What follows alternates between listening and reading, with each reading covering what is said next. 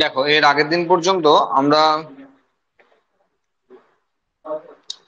ফাইলাম ctenophora অব্দি আলোচনা করেছিলাম। এরপর ফাইলাম প্লাটিহেলমিনথিস থেকে আমাদের হবে আজকে। হ্যাঁ, দেখো আগে আমরা ইন্ট্রোডাক্টরি পার্টে বলে রেখেছিলাম মোটামুটি আহ যতটা ইন্ট্রোডাকশনে দেওয়া যায় আর কি, সে সম্পর্কে আমরা জেনে রেখেছি। সুতরাং এখন আমাদের ফাইলাম গুলো কিন্তু কমপ্লিট করতে তুলনামূলক কম সময় লাগার কথা, যদি কন্ডিশন আছে। কন্ডিশন হলো যদি এর আগের ক্লাস পর্যন্ত যদি পড়া হয়ে থাকে, তাহলে আমাদের সময় কম লাগার কথা। ঠিক আছে, দেখো প্ল্যাটিহেলমিনথিস বা প্ল্যাটুয়ার্মস। আচ্ছা, যেখানে গ্রেড অফ অর্গানাইজেশন, এর আগে আমরা দুটো জায়গায় একটা সেলুলার পেয়েছি আর বাকি দুটোতে টিস্যু পেয়েছি। এখানে এসে অর্গান বা অর্গান সিস্টেম লেভেলে তাদের অর্গানাইজেশন পাচ্ছি। তার মানে কিছু কিছু ক্ষেত্রে অর্গান এবং অর্গানাইজেশন মানে সিস্টেম, বিভিন্ন ধরনের যে সিস্টেম গুলোর কথা আমরা বলি, digestive system, respiratory system, expiratory system, এই যে সিস্টেম গুলোর কথা আমরা বলি, সেই ধরনের সিস্টেম গুলো এখানে তৈরি হচ্ছে। আচ্ছা, সিমেট্রি বাইল্যাটারাল আমরা আগেই বলে রেখেছি যে রেডিয়াল সিমেট্রি কোথায় দেখা যায় এবং বাইল্যাটারাল কোথায় দেখা যায়, সেগুলো আমরা আগে থেকে বলে রেখেছি, সুতরাং বারবার বলা দরকার নেই। চিপ্রোপ্লাস্টিক এখান থেকে শুরু হলো। তার মানে গ্রাস্টুলা ফেজে এক্টোডার্ম, মেসোডার্ম এবং এন্ডোডার্মের যে ব্যাপার স্যাপার, তো এখান থেকে শুরু হচ্ছে। কিন্তু এখানে ট্রু সিলম ফর্ম করেনি, সিলমই ফর্ম করেনি, ট্রু সিলম তো দূরের কথা, সিলমই ফর্ম করেনি। আর সেই জন্য এটা সিলোমাটা। যেহেতু ট্রিপ্লোব্লাস্টিক, সেই জন্য সিলমের কনসেপ্ট নিয়ে কথা বলতে হচ্ছে। আর না হলে তো নর্মালি অ্যাসিলোমাটা নিয়ে আমরা আগে থেকে ডিসকাস করে রেখেছি, সুতরাং এটা নিয়েও কিছু বলার নেই। আচ্ছা, হ্যাবিটেটে দেখা আছে mainly aquatic, এন্ডোপ্যারাসাইটস, some of free living. দেখো, অ্যাকোয়াটিক জলজ, এবার যদি প্যারাসাইট হয় তখন তো অ্যাকোয়াটিক বলতে ওইরকম ভাবে জলে থাকে এমন বললে হবে না, তবে তার বডি ওয়াল সারফেসে জল আছে। তার মানে সে যেখানে আছে তার বডি সারফেসে জল আছে, এটা হলো বিষয়। এবার যদি প্যারাসাইট হয় এরকম কথা, আর যদি না হয় তাহলে অ্যাকোয়াটিক হতে পারে এবং ফ্রি লিভিং ও হতে পারে, মানে প্যারাসাইটিক নেচারও হতে পারে, ফ্রি লিভিং ও হতে পারে। কৃমি মানে এমন নয় যে সবসময় তারা প্যারাসাইটই হতে হবে, ফ্রি লিভিং ও হতে পারে। Digestive system incomplete. এই ডাইজেস্টিভ সিস্টেম ইনকমপ্লিট এই জায়গাটা যদি আমাকে বুঝতে হয়, তাহলে আমাকে একবার ওই যে বড় জেরক্সটা যেটা দেওয়া ছিল পিডিএফ, সেখানে একবার এদের ছবিটাকে একবার দেখতে হবে। হ্যাঁ, আমরা বেশি ছবি আঁকাতে যাচ্ছি না, কারণ আমাদের আজকে কিন্তু অনেকটা পড়ার টার্গেট আছে, হ্যাঁ অনেকগুলো ফাইলাম করার টার্গেট আছে। তো এই যদি হয়, হ্যাঁ, প্ল্যাটফর্মের ছবি এবং তার সেকশনাল ভিউ বিভিন্ন জায়গাতে দেওয়া আছে, ডরসাল সাইডে দেওয়া আছে, ভেন্ট্রাল সাইডে দেওয়া আছে, শুধুমাত্র নার্ভাস সিস্টেমের উপর বেস করে দেওয়া আছে, এগুলো বিভিন্ন ভিউ। দেখো ডাইজেস্টিভ সিস্টেম এখানে যদি আমরা একটু দেখি, ডাইজেস্টিভ সিস্টেম এখান থেকে শুরু হচ্ছে ফ্যারিংস এক্সটেন্ডেড থ্রু মাউথ। ফ্যারিংস মানে যেটাকে আমরা গলবিল বলি, মানে সেই অর্থে মুখ নাই, গলবিল দিয়ে শুরু হচ্ছে এবং সেটা একটা চোষক নলের মতো অবস্থা রয়েছে। যার মানে হলো যারা প্যারাসাইটিক নেচার দেখাচ্ছে, তারা বডি থেকে নিউট্রিয়েন্ট তুলে নেয়। খাবার খেলে হজম করতে হয়, নিউট্রিয়েন্ট তো অ্যাবজর্ব হয়, সুতরাং এদের হজম করার তো কোনো কেসই নেই যদি প্যারাসাইট হয়। আমরা খাবার খাই, সেই খাবার আমাদের পরিপাক করি মানে হজম করি ডাইজেস্টিভ সিস্টেমের থ্রু দিয়ে। আর সেটা যদি মানে সরল তরল হয়, তারপরে সেখান থেকে অ্যাবজর্ব হয়। মানে খাবার খাওয়ার পর আমরা যেটা অ্যাবজর্ব করি সেটা হলো নিউট্রিয়েন্টস। এরা যেহেতু অন্যের বডিতে রয়েছে, যদি প্যারাসাইটিক হয় অন্যের বডিতে রয়েছে, তাহলে এরা তো এমনিতেই নিউট্রিয়েন্টই পাচ্ছে, সুতরাং হজম করার তো দরকার পড়বে না। আর সেই জন্য এদের ডাইজেস্টিভ সিস্টেম ইনকমপ্লিট বলা আছে, শুধু এই কারণের জন্য নয়, যদি লিভিং হয়, ফ্রি লিভিং হয়, তাহলে তো সেক্ষেত্রে খাবার খেয়ে হজম করার ব্যাপার রয়েছে, তবুও মাউথ এবং এনাস এই যে কমপ্লিট ডাইজেস্টিভ সিস্টেমে লাগে, এটা পাচ্ছি না আমরা। এবার ব্যাপার হলো যে এখানে যখন খাবারই খাচ্ছে না, যদি এন্ডোপ্যারাসাইট হয়, তাহলে সেখানে বজ্র পদার্থ ত্যাগ করার ব্যাপার নাই, এক্সক্রিটরি মেটেরিয়াল। আর মানে বজ্র পদার্থ, রেচন পদার্থ দুটো আলাদা বিষয়। আমাদের পরিপাকের পর যেটা পরিপাক করতে পারি না, যেটা সেটা বজ্র পদার্থ। আর বিপাক ক্রিয়ার ফলে যেটা তৈরি হয় সেটা রেচন পদার্থ। পরিপাক ক্রিয়া বিপাক ক্রিয়া পুরোই আলাদা জিনিস। আমরা প্রথম খাবার খাই, সেই খাবারটা ডাইজেস্ট করি, ডাইজেস্ট করার পর সেটা সিম্পল ওয়েতে আসে, তারপরে সেটা ব্লাডে তোলে, যেটাকে আমরা অ্যাবজর্পশন বলি। ব্লাডে তোলার পর সেটা ব্লাড সেলে পাঠায়। সেলের পর মানে সেলের মধ্যে গিয়ে ওই নিউট্রিয়েন্টস এর যা অবস্থা হয়, যে রিয়াকশন চলে, সেটা হলো মেটাবলিজম। সেটা ক্যাটাবলিক হতে পারে, অ্যানাবলিক হতে পারে, মানে উপস্থিতি অপস্থিতি হতে পারে। তার মানে দাঁড়ালো এই বিপাক ক্রিয়ার ফলে মানে কোষে ঘটে যাওয়া সর্বক্ষণের যে রাসায়নিক প্রক্রিয়া, এই বিপাক ক্রিয়া এর মাধ্যমে তৈরি হয় রেচন পদার্থ। সেই রেচন পদার্থ আবারও ব্লাডে ফিরে দেয়। আর সেই ব্লাড ঘুরে ঘুরে যখন এক্সক্রিটরি অর্গানের থ্রু দিয়ে যায়, মানে কিডনির থ্রু দিয়ে পাস করে, তখন সেটা মূত্রের মাধ্যমে আমাদের দেহ থেকে বেরিয়ে যায়। এই হলো সিম্পল শর্ট ওয়ে। তার মানে তোমাকে যখন 3 দিন ধরে স্যালাইন দিচ্ছে, তাহলে পটি করতে যাওয়ার কোনো গল্পই আসবে না, কারণ আমি তো খাবারই খাইনি। যা গেছে সব রক্তে গেছে, যা এসেছে সব মেটাবলিজম এর থ্রু দিয়ে, তার মানে এক্সক্রিটরি মেটেরিয়াল রেচন পদার্থ। আর রেচন পদার্থ তো মূত্রের মাধ্যমে বের হবে। তার মানে সেই পেশেন্টের ক্ষেত্রে মূত্র ত্যাগ হবে কিন্তু মল ত্যাগ হবে না। অনেক অপারেশনের ক্ষেত্রে এগুলো করা হয়, আগে থেকে একদিন আগে থেকে হয়তো খাবার বন্ধ করে দেওয়া হয়েছে, যাতে এই ফিকাস বা মল বের না হয়। কেন অনেক সময় হতে পারে কোন জায়গায় অপারেশন হচ্ছে সেটার উপর ডিপেন্ড। যদি কোলনি অপারেশন হয় তাহলে তো আগেই বন্ধ রাখতে হবে। আবার যদি ধরো অন্য কোথাও অপারেশন হলেও অনেক সময় করা হয়, তার কারণ ভয়ে যদি পটি করে ফেলে, তাহলে সেখানে তো হাইজেনির ব্যাপার আছে না, হাইজেনের ব্যাপার রয়েছে এটা একটা। হ্যাঁ, তো এইসব ব্যাপারের জন্য যাক, আমাদের সব দরকার নেই। আমাদের ব্যাপারটা হলো যে মেটাবলিজমের থ্রু দিয়ে এক্সক্রিটরি প্রোডাক্ট তৈরি হচ্ছে, রেচন পদার্থ তৈরি হচ্ছে, তাহলে রেচন পদার্থ বের করতে হবে। আর সেই জন্য এদের ক্ষেত্রে রয়েছে ফ্লেম সেল বা শিখা কোষ। কোনো পার্টিকুলার এক্সক্রিটরি অর্গ্যান না, শিখা কোষ বা ফ্লেম সেল এদের গোটা বডিতে আছে, গোটা বডিতে। সেই জন্যই ওই পিডিএফটা দিয়েছি আমি ছবি দেখার জন্য। তাহলে এখানে গোটা বডিতে আছে ফ্লেম সেল। আগুনের শিখা যেমন জ্বলে না, সেরকম টাইপের দেখতে বলে এদেরকে ফ্লেম সেল বলা হয়। তো এই ফ্লেম সেল এদের অ্যাকচুয়ালি এক্সক্লুডারি পার্ট, অর্গ্যানও বলতে পারছি না সেই অর্থে, কারণ অর্গ্যান তখনই আমি বলবো যখন সমস্তটা গ্যাদার করে এক জায়গা দিয়ে বের করতো, তাহলে আমরা অর্গ্যান বলতাম। কিন্তু এদের ক্ষেত্রে রেচনপত্র বের করার জন্য গোটা বডি আছে, গোটা বডি থ্রু দি সব জায়গায় সব জায়গায়। এই ছবিটাই আছে ফ্লেম সেলের জন্য, বাঁ দিকে নিচে ছবিটাই আছে ফ্লেম সেলের জন্য, আর একটা ফ্লেম সেলকে ওপরে তুলে দেওয়া হয়েছে জুম ইন করে। তাহলে আমরা বুঝতেই পারছি গোটা বডিতেই, বডি সারফেসেই রয়েছে এই ফ্লেম সেল। তার মানে এক্সপ্লোরেটরি মেটেরিয়াল বের করার জন্য আলাদা কোনো প্যাসেজের দরকার হয়নি, মানে আলাদা কোনো অর্গানের দরকার হয়নি, ওর থ্রু দিয়েই সবটা বের করছে। এবার রেচন গঠন নিয়ে কয়েকটা কথা বলবো, যেটা পরবর্তী সময়গুলোতেও কাজে লাগবে। ভালো করে মন দিয়ে শুনবে, এটা শুধুমাত্র এই ফাইলামের জন্য নয়, সবকটা ফাইলামের জন্যই। সেটা হলো যে এক্সক্রিটরি মেটেরিয়াল 3 রকমের হয়। অবভিয়াসলি নাইট্রোজেনাস এর কথা বলছি, নন নাইট্রোজেনাস নয়। কারণ নন নাইট্রোজেনাস এক্সক্রিটরি মেটেরিয়াল তেমন কোনো বিপজ্জনক নয় বডির জন্য। নাইট্রোজেনাস রেচন পদার্থ এটা বিপজ্জনক। আর 3টে ফরম্যাটে জেনারেলি অ্যানিমেল বডিতে রেচন পদার্থ বা এক্সক্রিটরি প্রোডাক্ট ফর্ম করে জেনারেলি, মানে এর ছাড়াও আরো আছে। একটা হলো অ্যামোনিয়া, একটা হলো ইউরিয়া, একটা ইউরিক অ্যাসিড। এই 3টি হলো জেনারেল ফরম্যাট। এবার প্রত্যেকেই তার বডিতে প্রথমে অ্যামোনিয়া তৈরি হয়, প্রত্যেকেরই বডিতে প্রথম অ্যামোনিয়া তৈরি হয়। যখনই নাইট্রোজেনাস রেচন পদার্থ উৎপন্ন হচ্ছে, সেটা তৈরি হয় অবশ্যই অ্যামোনিয়া। তার মানে অ্যামিনো অ্যাসিডের অ্যামিনো গ্রুপকে যখনই বাদ দেওয়া হচ্ছে, অ্যামাইনো অ্যাসিডের স্ট্রাকচার আমরা মনে আছে নিশ্চয়ই, NH2, ওদিকে COOH, H আর R, তাহলে NH2 এটা যখন বাদ যাচ্ছে না, তখনই সেখান থেকে ফর্ম করে প্রথমে অ্যামোনিয়া, যেটা দেহের জন্য সবচেয়ে ক্ষতিকারক বিষাক্ত রেচন পদার্থ যে কোনো ঘরে। এবারে অ্যামোনিয়াকে কেউই বডিতে রাখতে চাইবে না, কোনো রেচন পদার্থকেই বডিতে কেউ রাখতে চাইবে না, কিন্তু কিছুক্ষণ তো স্টে করতেই হবে। যে কোনো বডি হোক, কিছুক্ষণ তো স্টে করতেই হবে না, সঙ্গে সঙ্গে বের করার অপশন তো থাকবে না। আমাদের যেমন যদি বলি, আমরা কি সব সময় কি টয়লেটে গিয়ে বসে আছি নাকি? একটা নির্দিষ্ট সময় অন্তর যাব। অথবা আমার ধরো আমি কথাই বলছি, আমার হাতে সেলে অ্যামোনিয়া তৈরি হলো, তো সেটা তো বের করার জন্য নির্দিষ্ট পোর্শন পর্যন্ত কিডনি অব্দি যেতে হবে। যারা জলে থাকে অথবা যাদের বডি সারফেসের সঙ্গে জলের কন্ট্যাক্ট আছে ইনডাইরেক্টলি, তারা সবাই অ্যামোনিয়াকেই রেচন পদার্থ হিসেবে বের করে। এটা হলো শুধু এই ফাইলামের না, সব ফাইলামের জন্যই প্রযোজ্য। কেন? কারণ অ্যামোনিয়া থেকে যদি অন্য কোনো কিছুতে কনভার্ট করতে হয়, তাহলে অন্য কোনো আবার পাথওয়ে চালাতে হবে, সাইকেল চালাতে হবে। যেমন মানুষের ক্ষেত্রে অর্নিথিন সাইকেল চালাতে হবে।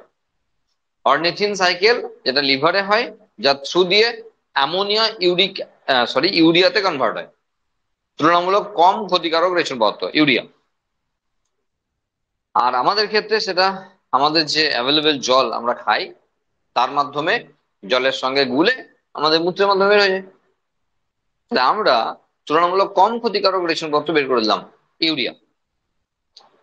এবার বলছি যারা অ্যামোনিয়া বার করে তাদের কথা, প্রথমেই যেটা বলছিলাম যে যারা জলে থাকে অথবা যাদের বডি সারফেসের কাছাকাছি জল আছে, সারফেসে জল আছে, জল মানে ভিজে ভাব থাকলেও হবে, জল মানে শুধু জলে তেমন নয়। যেমন এদের কথা বলছি, ধরো কোনো চ্যাপ্টা কৃমি যদি আমার বডিতে থাকে, সে তো আমার বডি ভেতরে আছে, তার মানে তার কিন্তু অ্যাকোয়াটিক এনভায়রনমেন্টের মধ্যে আছে, মানে বলতে চাইছি তার বডি সারফেস ভিজে আছে।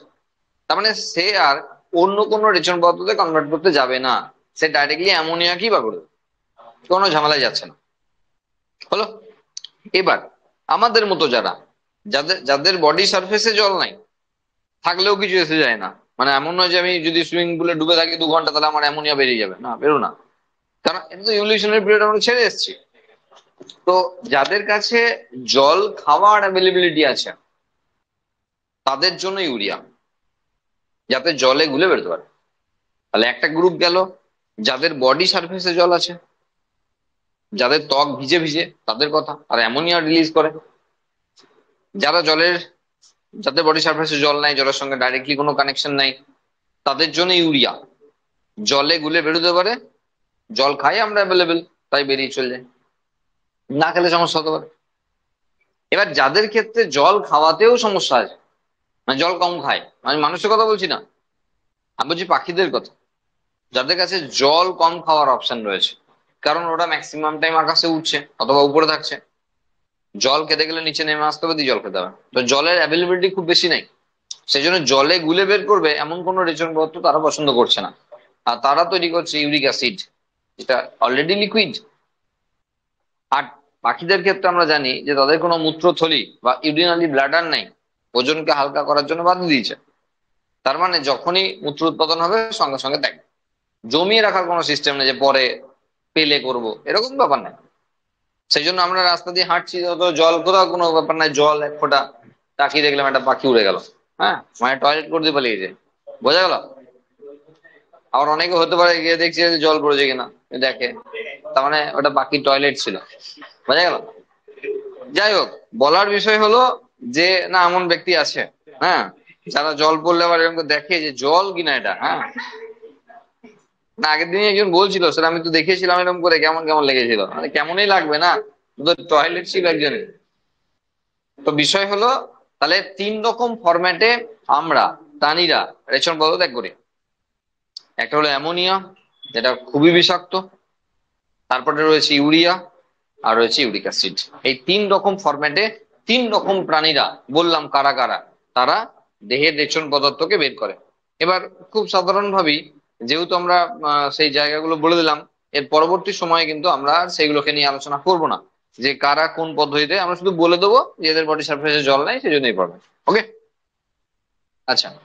এরপর দেখো রেসপিরেটরি সিস্টেম অ্যাবসেন্ট, বারবার বলবো না কিছু কথা, বারবার বলবো না। রেসপিরেটরি সিস্টেম অ্যাবসেন্ট কাদের হবে? যাদের বডি সারফেসে আবার জল আছে, যাদের ত্বক ভিজে ভিজে, তারা ডাইরেক্টলি এক্সচেঞ্জ করতে পারে, oxygen carbon dioxide directly exchange করতে পারে, কিন্তু তাদের দরকার নেই এসব।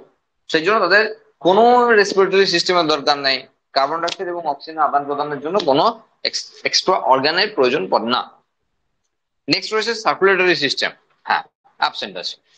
সার্কুলেটরি সিস্টেম অ্যাবসেন্ট আছে, এর অর্থ এটা যে এদের বডিতে যে সার্কুলেট করাবে, সেই সার্কুলেট করার জন্য, দেখো প্রথমেই একটা জিনিস তো বলে দিয়েছি যে এদের ক্ষেত্রে যে মানে আহ, যে নিউট্রিয়েন্টস এরা অ্যাবজর্ব করছে সেটা থ্রু ফ্যাটিংস, তার মানে অলরেডি সেটা ডাইজেস্টিভ সিস্টেমের মধ্যে ঢুকে যায়, থ্রু ডাইজেস্টিভ সিস্টেম অ্যাবসেন্ট আছে যদিও। তাহলে বডি সার্ফেস যখন ঢুকে গেল, থ্রু ডিফিউশনই এদের গোটা বডিতে চলে, এটা মানে আলাদা করে কোনো সার্কুলেশনের দরকার পড়ে না। ওকে, নেক্সট রয়েছে রিপ্রোডাকশন। তার আগে আর বলার মতো একটা জিনিস আছে, সেটা হলো এদের নার্ভাস সিস্টেম বলবো না, তবে মোটামুটি নার্ভ কর্ড, সেটা এই শেপে তৈরি করেছে। কিরকম? বডির চ্যাপটা তো মানে ডরসো ভেন্ট্রালি ফ্ল্যাটেন্ড, এটা হলো ডরসো ভেন্ট্রালি ফ্ল্যাটেন্ড, মানে উপরটা ডরসাল সাইড, নিচেটা ভেন্ট্রাল সাইড, মানে চ্যাপ্টা। বোঝা গেল? তাহলে এই এরকম প্ল্যাটেন্ট ডরসাল সাইড ভেন্ট্রাল সাইডে কেস রয়েছে। এবার কি হচ্ছে, দুদিক দিয়ে নার্ভাল কর্ড চলে গেছে, নার্ভ কর্ড চলে গেছে এরকম। দেখো এইদিকে নার্ভ কর্ড গেছে, এইদিকে নার্ভ কর্ড এসছে, দিয়ে সামনের দিকে সে বেসাল গ্যাংলিয়া ফর্ম করেছে। বেসাল গ্যাংলিয়া, আমরা জানি আমাদের বডিতেও গ্যাংলিয়ার ব্যাপার আছে। কিছু নিউরন একত্রিত হয়ে স্পেশাল কিছু ফাংশন প্লে করলে তখন তাকে গ্যাংলিয়া বলি। তো সেই রকমের গ্যাংলিয়া ফর্ম করেছে, যেটাকে এখানে ব্রেন লেখা আছে। মানে এই জাস্ট শুনতে পাচ্ছি কথা যে নার্ভাস সিস্টেম এক জায়গায় হয়ে কিছু একটা কাজ করার মতো ব্যাপার দাঁড়াচ্ছে, নট ব্রেন। এটা তো ব্রেন না একদমই, ঠিক আছে? এটা জাস্ট ওই আর কি। মানে এবার ব্যাপারটা কি হলো, এই যে এইদিকে একটা গেছে না, মানে এটা যদি ডরসোভেন্ট্রালি হয় তাহলে এইদিকে একটা গেছে, এদিকে একটা গেছে। এবার এদিক থেকে এদিকে কানেক্ট করেছে, আবার তলার দিকটাও কানেক্ট করেছে। আর সেই জন্য এই শেপের ব্যাপারটা আসছে বারবার, এই শেপে। তার মানে এটা যদি বিষয়টা হয় তাহলে এইদিকে নার্ভ কর্ড গেছে, আর এইদিকে নার্ভ কর্ড গেছে, আর এদিক থেকে এদিকে কানেক্ট করেছে, আর এদিক থেকে এদিকে কানেক্ট করেছে। তাহলে গোটা বডিতেই সেই অর্থে নার্ভাস সিস্টেম দ্বারা, সিস্টেম বলবো না, নার্ভ দ্বারা তারা কিন্তু গোটা বডিতে একটা কাভারিং দিয়েছে, যেখান থেকে তারা সেন্স রিসিভ করতে পারে যে কোন জায়গাতে আমরা পৌঁছেছি, কোথায় আছি আমরা। ঠিক আছে? এগুলো নিউরন। হ্যাঁ, এগুলো নিউরন। ঠিক আছে? এবার নিউরনের তো প্রচুর ভাগ আছে। হ্যাঁ, নিউরনের প্রচুর ভাগ আছে, আমরা জানি অ্যাপোলার, বাইপোলার, মাল্টিপোলার, এরকম প্রচুর ভাগ আছে। হ্যাঁ, এখানে ওসব দরকার নেই, ফালতু ঝামেলা বাড়িয়ে তো লাভ নেই কিছু। হ্যাঁ। আচ্ছা, রিপ্রোডাকশন থ্রু অ্যাসেক্সুয়াল রিপ্রোডাকশন যদি হয় তাহলে ফ্র্যাগমেন্টেশন হতে পারে, যদিও সেখানে রিজেনারেশন বললে একটু বেশি ভালো হয়। আর সেক্সুয়াল রিপ্রোডাকশন বলতে এটা হার্মোফ্রোডাইট, মানে একই বডিতে মেল ফিমেল রয়েছে। এই যে একই বডিতে মেল ফিমেল রয়েছে, যদি আমরা একটু খেয়াল করে দেখি এই ছবিতে, হ্যাঁ, দেখো এখানে ওভারি রয়েছে, আর এখানে রয়েছে, এই নিচে আছে স্পার্ম ডাক্ট। তাহলে এটা হলো ওভারি, এটা হলো স্পার্ম ডাক্ট। তাহলে স্পার্ম ডাক্টের মধ্যে এখানে টেস্টিস রয়েছে, টেস্টিস থেকে এগ মানে স্পার্ম ফর্ম করে, ডাক্টের থ্রু দিয়ে ওভারিতে চলে যায়, সেখানে ফিউজ হয়, মানে ইন্টারনাল ফার্টিলাইজেশন। একই বডিতে মেল ফিমেল থাকলে এরকমই হয়, ইন্টারনাল ফার্টিলাইজেশন হয়। তারপরে ওই ফার্টিলাইজ এগ অ্যাকচুয়ালি ডিম আকারে বের হয় আমাদের, যে যে বডিতে আক্রমণ করেছে। সবসময় আমার বডি, আমাদের মানুষের বডিতে আক্রমণ করেছে এমন তো নয়, যে বডিতে আক্রমণ করেছে সেই বডিতে ডিম ছাড়ে, এবং ডিম বের হওয়ার উপায়গুলো আলাদা আলাদা রয়েছে। কে আক্রমণ করেছে তার উপর ডিপেন্ড করছে যে কিভাবে যাবে। এবার সেটা ডিম অবস্থায় যাবে না লার্ভ অবস্থায় যাবে, কি অবস্থায় যাবে সেটা ডিপেন্ড করছে কোন প্রজাতির কথা বলা হচ্ছে। তো সব জায়গায় একরকমের কথা চলবে না। হলো রিপ্রোডাকশনের মোটামুটি এই বিষয় রয়েছে। আচ্ছা, মেনি লার্ভাল স্টেজ রয়েছে, মানে ডেভেলপমেন্ট ইজ ইনডাইরেক্ট। আচ্ছা, ইউনিক ফিচারে কি রয়েছে, আনসেগমেন্টেড ডরসোভেন্ট্রালি ফ্ল্যাটেন বডি। আনসেগমেন্টেড, তাহলে সেগমেন্টেশন বা খন্ডি ভবনের ব্যাপার হয়নি। দেহ খন্ড খন্ড ভাবে যুক্ত, যেমন কেঁচোর ক্ষেত্রে, যোগের ক্ষেত্রে বুঝতে পারি আমরা, এমন কিছু বোঝা যাবে না, কারণ এটা আনসেগমেন্টেড বডি রয়েছে। আর ডরসোভেন্ট্রালি ফ্ল্যাটেন তো বলেই দিলাম আগে, যে ডরসাল সাইড আর ভেন্ট্রাল সাইড বরাবর যখন চ্যাপ্টা হয় তখন, মানে এরকমও হতে পারতো মাছের মতো, এরকম না, এরকম ফ্ল্যাটেন্ড। ওকে। আচ্ছা, excretion and osmoregulation by flame cell বলে দিয়েছি। প্রোটোনেফ্রিডিয়া তিন রকমের, protonephridia, metanephridia, nephridia. Actually true nephron যেটাকে, সেটাকে আমরা নেফ্রিডিয়া বলি। তার আগে আরো একটা ফরম্যাট আছে মেটা, তার আগে আরো একটা ফরম্যাট আছে প্রোটো। সেই অর্থে আমরা যাকে নেফ্রন বলি সেটা একদম প্রথম অবস্থার যে ফরম্যাট সেটা হলো প্রোটোনেফ্রিডিয়া। তারপরে ইভলিউশনারি ফেজে আরেকটু ডেভেলপ করেছে, দি মেটা হয়েছে। তারপরে আরো ইভলিউশনারি স্টেজে আরো ডেভেলপ করেছে, দি নেফ্রন হয়েছে। তাহলে তিন রকমের নেফ্রনের কথা হচ্ছে। এবারে নেফ্রিডিয়া বলা হচ্ছে, প্রোটোনেফ্রিডিয়া রয়েছে। আচ্ছা, প্যারাসাইটস হিসেবে এদের হুকস রয়েছে, সাকার রয়েছে, আর some absorbs nutrient from the host body. এগুলো তো বলে দিয়েছি আমরা কিভাবে অ্যাবজর্ব করে। এক্সাম্পলেট টিনিয়া সোলিয়াম আছে, ফ্যাসিওল আছে, প্ল্যানেরিয়া আছে। রিজেনারেশনের তো প্ল্যানেরিয়া মাস্টার লোক, প্ল্যানেরিয়া মানেই রিজেনারেশনের কথা মনে পড়ে। ঠিক আছে? যার প্রতিটা দেহখণ্ড থেকে একটা করে প্ল্যানেরিয়া জন্মাতে পারে। ঠিক আছে? এই মোটামুটি এদের ক্ষেত্রে যারা রয়েছে তাদের কথা। ঠিক আছে? আমরা মোটামুটি প্ল্যাটিহেলমিনথেসের ক্ষেত্রে আর কিছু নাই। হ্যাঁ, এগুলোই মোটামুটি তাদের ইউনিক ফিচার হিসেবে রয়েছে, এগুলো বলে দিয়েছি। নেক্সট আমরা দেরি না করে একদমই চলে যাব। নেক্সট যে গ্রুপ সেটা হলো নিমাটোহেলমিনথিস বা নিমাটোডা বা অ্যাস্ক্লিহেলমিনথিস। ঠিক আছে, যাদেরকে রাউন্ড ওয়ার্ম বলা হয় বা থ্রেড ওয়ার্মও বলা হয়। রাউন্ড এই কারণের জন্য যে আগেরটা আমরা ডরসোভেন্ট্রাল ফ্ল্যাটেন বলছিলাম, এরকম মোবাইলের মতো, সেজন্য ফিতাকৃমি বলা হয়। এটা যদি লম্বা করে দিই তাহলে ফিতে হয়ে যাবে। কিন্তু এখানে আমরা যেটা বলছি সেটা হলো গোল। এদের বডিটা কেঁচো যেমন হয় তেমন বডিটা গোল, আর সেই জন্য রাউন্ড ওয়ার্ম বলা হয়। ঠিক আছে, তার মানে হলো যে এদের যে মানে এদের যে মাসেল আর ওদের যে মাসেল, এগুলো আলাদা প্যাটার্নে আছে, সেই জন্য এরকম তাদের বডি স্ট্রাকচার হয়েছে আর কি। এবার এখানে বেশ কতগুলি কথা বলার আছে। সেটা হলো যে আনসেগমেন্টেড 25,000-এরও বেশি প্রজাতি আছে, মানে এই রাউন্ড ওয়ার্মের, হ্যাঁ, 25,000-এরও বেশি প্রজাতি রয়েছে, এবং যাদের হাফেরও বেশি প্যারাসাইটিক নেচার দেখায়, মানে অন্য কাউকে বডিতে ঢুকে বসে থাকে আর ক্ষতি করে, প্যারাসাইটের যে ব্যাপার স্যাপার। আচ্ছা, it is a phylum of unsegmented triploblastic pseudocoelomic cylindrical or thread-like worms which are covered by a body wall having cuticle and epidermis। মানে এক কথায় সব হয়ে যাক, সেটা হলো এটা একটা গোল কৃমির ক্ষেত্রে তার স্ট্রাকচার ছবি। হুম, এবং এটা তার অ্যানাটমিক্যাল ভিউ, টিএস ভিউ, মানে ট্রান্সভার্স সেকশন, মানে যে কোনো জায়গায় কাটা হয়েছে তার ছবি।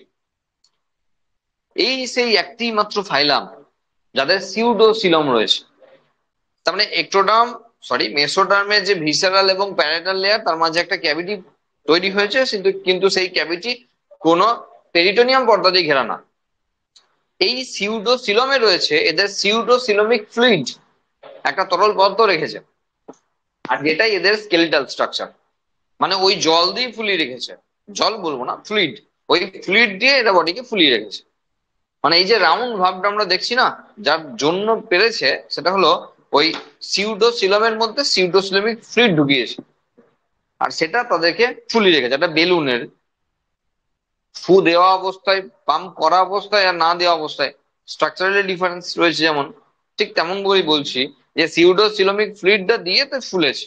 মানে এটাই এদের অ্যাকচুয়ালি সেই অর্থে বলতে পারো যে স্কেলিটাল সিস্টেম। সেই জন্য সিউডোসিলমিক ফ্লুইড এদের স্কেলিটাল সিস্টেমের মেন অংশ। ওকে, আচ্ছা, বিভিন্ন জায়গায় থাকতে পারে, ফ্রেশ ওয়াটার থেকে সি ওয়াটার, সব জায়গায় থাকতে পারে, সঙ্গে সঙ্গে প্যারাসাইটিক নেচারের ব্যাপক একটা ব্যাপার রয়েছে।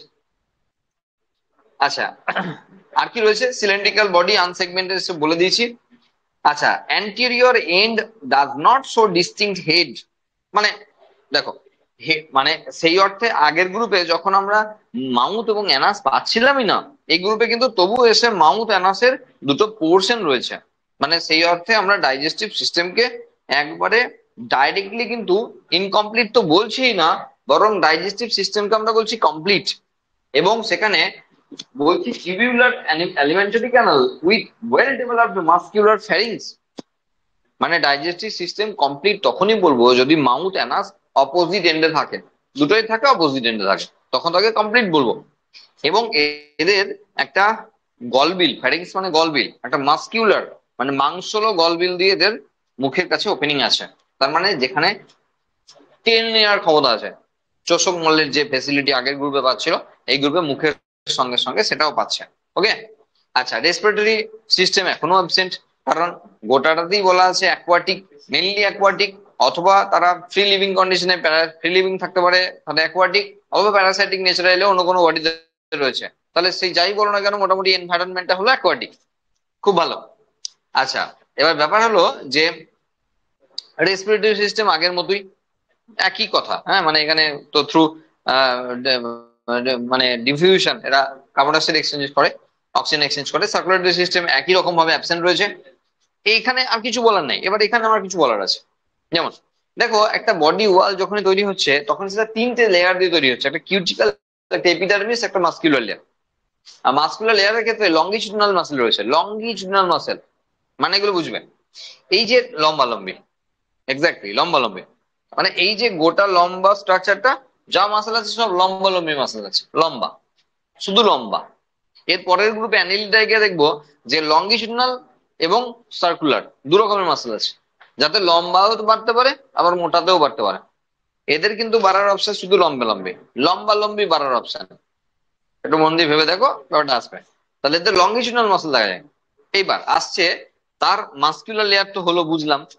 কিন্তু তার বাইরের দিকে এপিডার্মিস রয়েছে, যেটা সামনাসামনি থাকা উচিত সবসময় বাইরের দিকে, এবং তারও বাইরের দিকে কিউটিক্যালের লেয়ার রয়েছে। কিউটিক্যাল লেয়ার থাকবে কেন? কারণ প্যারাসাইটিক নেচার দেখায়। ওরা তো মরতে আসেনি পৃথিবীতে। তার মানে আমি ধরো কথাই বলছি, আমার পেটে গেল আর এই সিয়ার মেরে দিল, এমন তো হবে না সবসময়, না? বা যে কোনো জায়গায় গেল, সেখানে যে কোনো রকম হ্যাজার্ড থেকে নিজেকে বাঁচানোর তো একটা প্রোটেকশন দরকার, আর সেই প্রোটেকশন হলো কিউটিক্যাল। এই কিউটিক্যাল দ্বারা এরা কিন্তু খুব আরামসে বেঁচে যেতে পারে যে কোনো বডিতে, যে কোনো ইমিউনো সিস্টেমের কাছ থেকে, অথবা অন্য কোনো কেমিক্যালের কাছ থেকে এরা কিন্তু খুব সহজেই বাঁচতে পারে। তার একটি অপশন হলো কিউটিক্যাল। ঠিক আছে, যে কিউটিক্যাল জন্য এটা লং লাস্টিং হয় আর কি। আর এখানে বলার মতো সিউডোসিলের কথা বলে দিয়েছি, এবং হাইড্রোস্কেলিটন।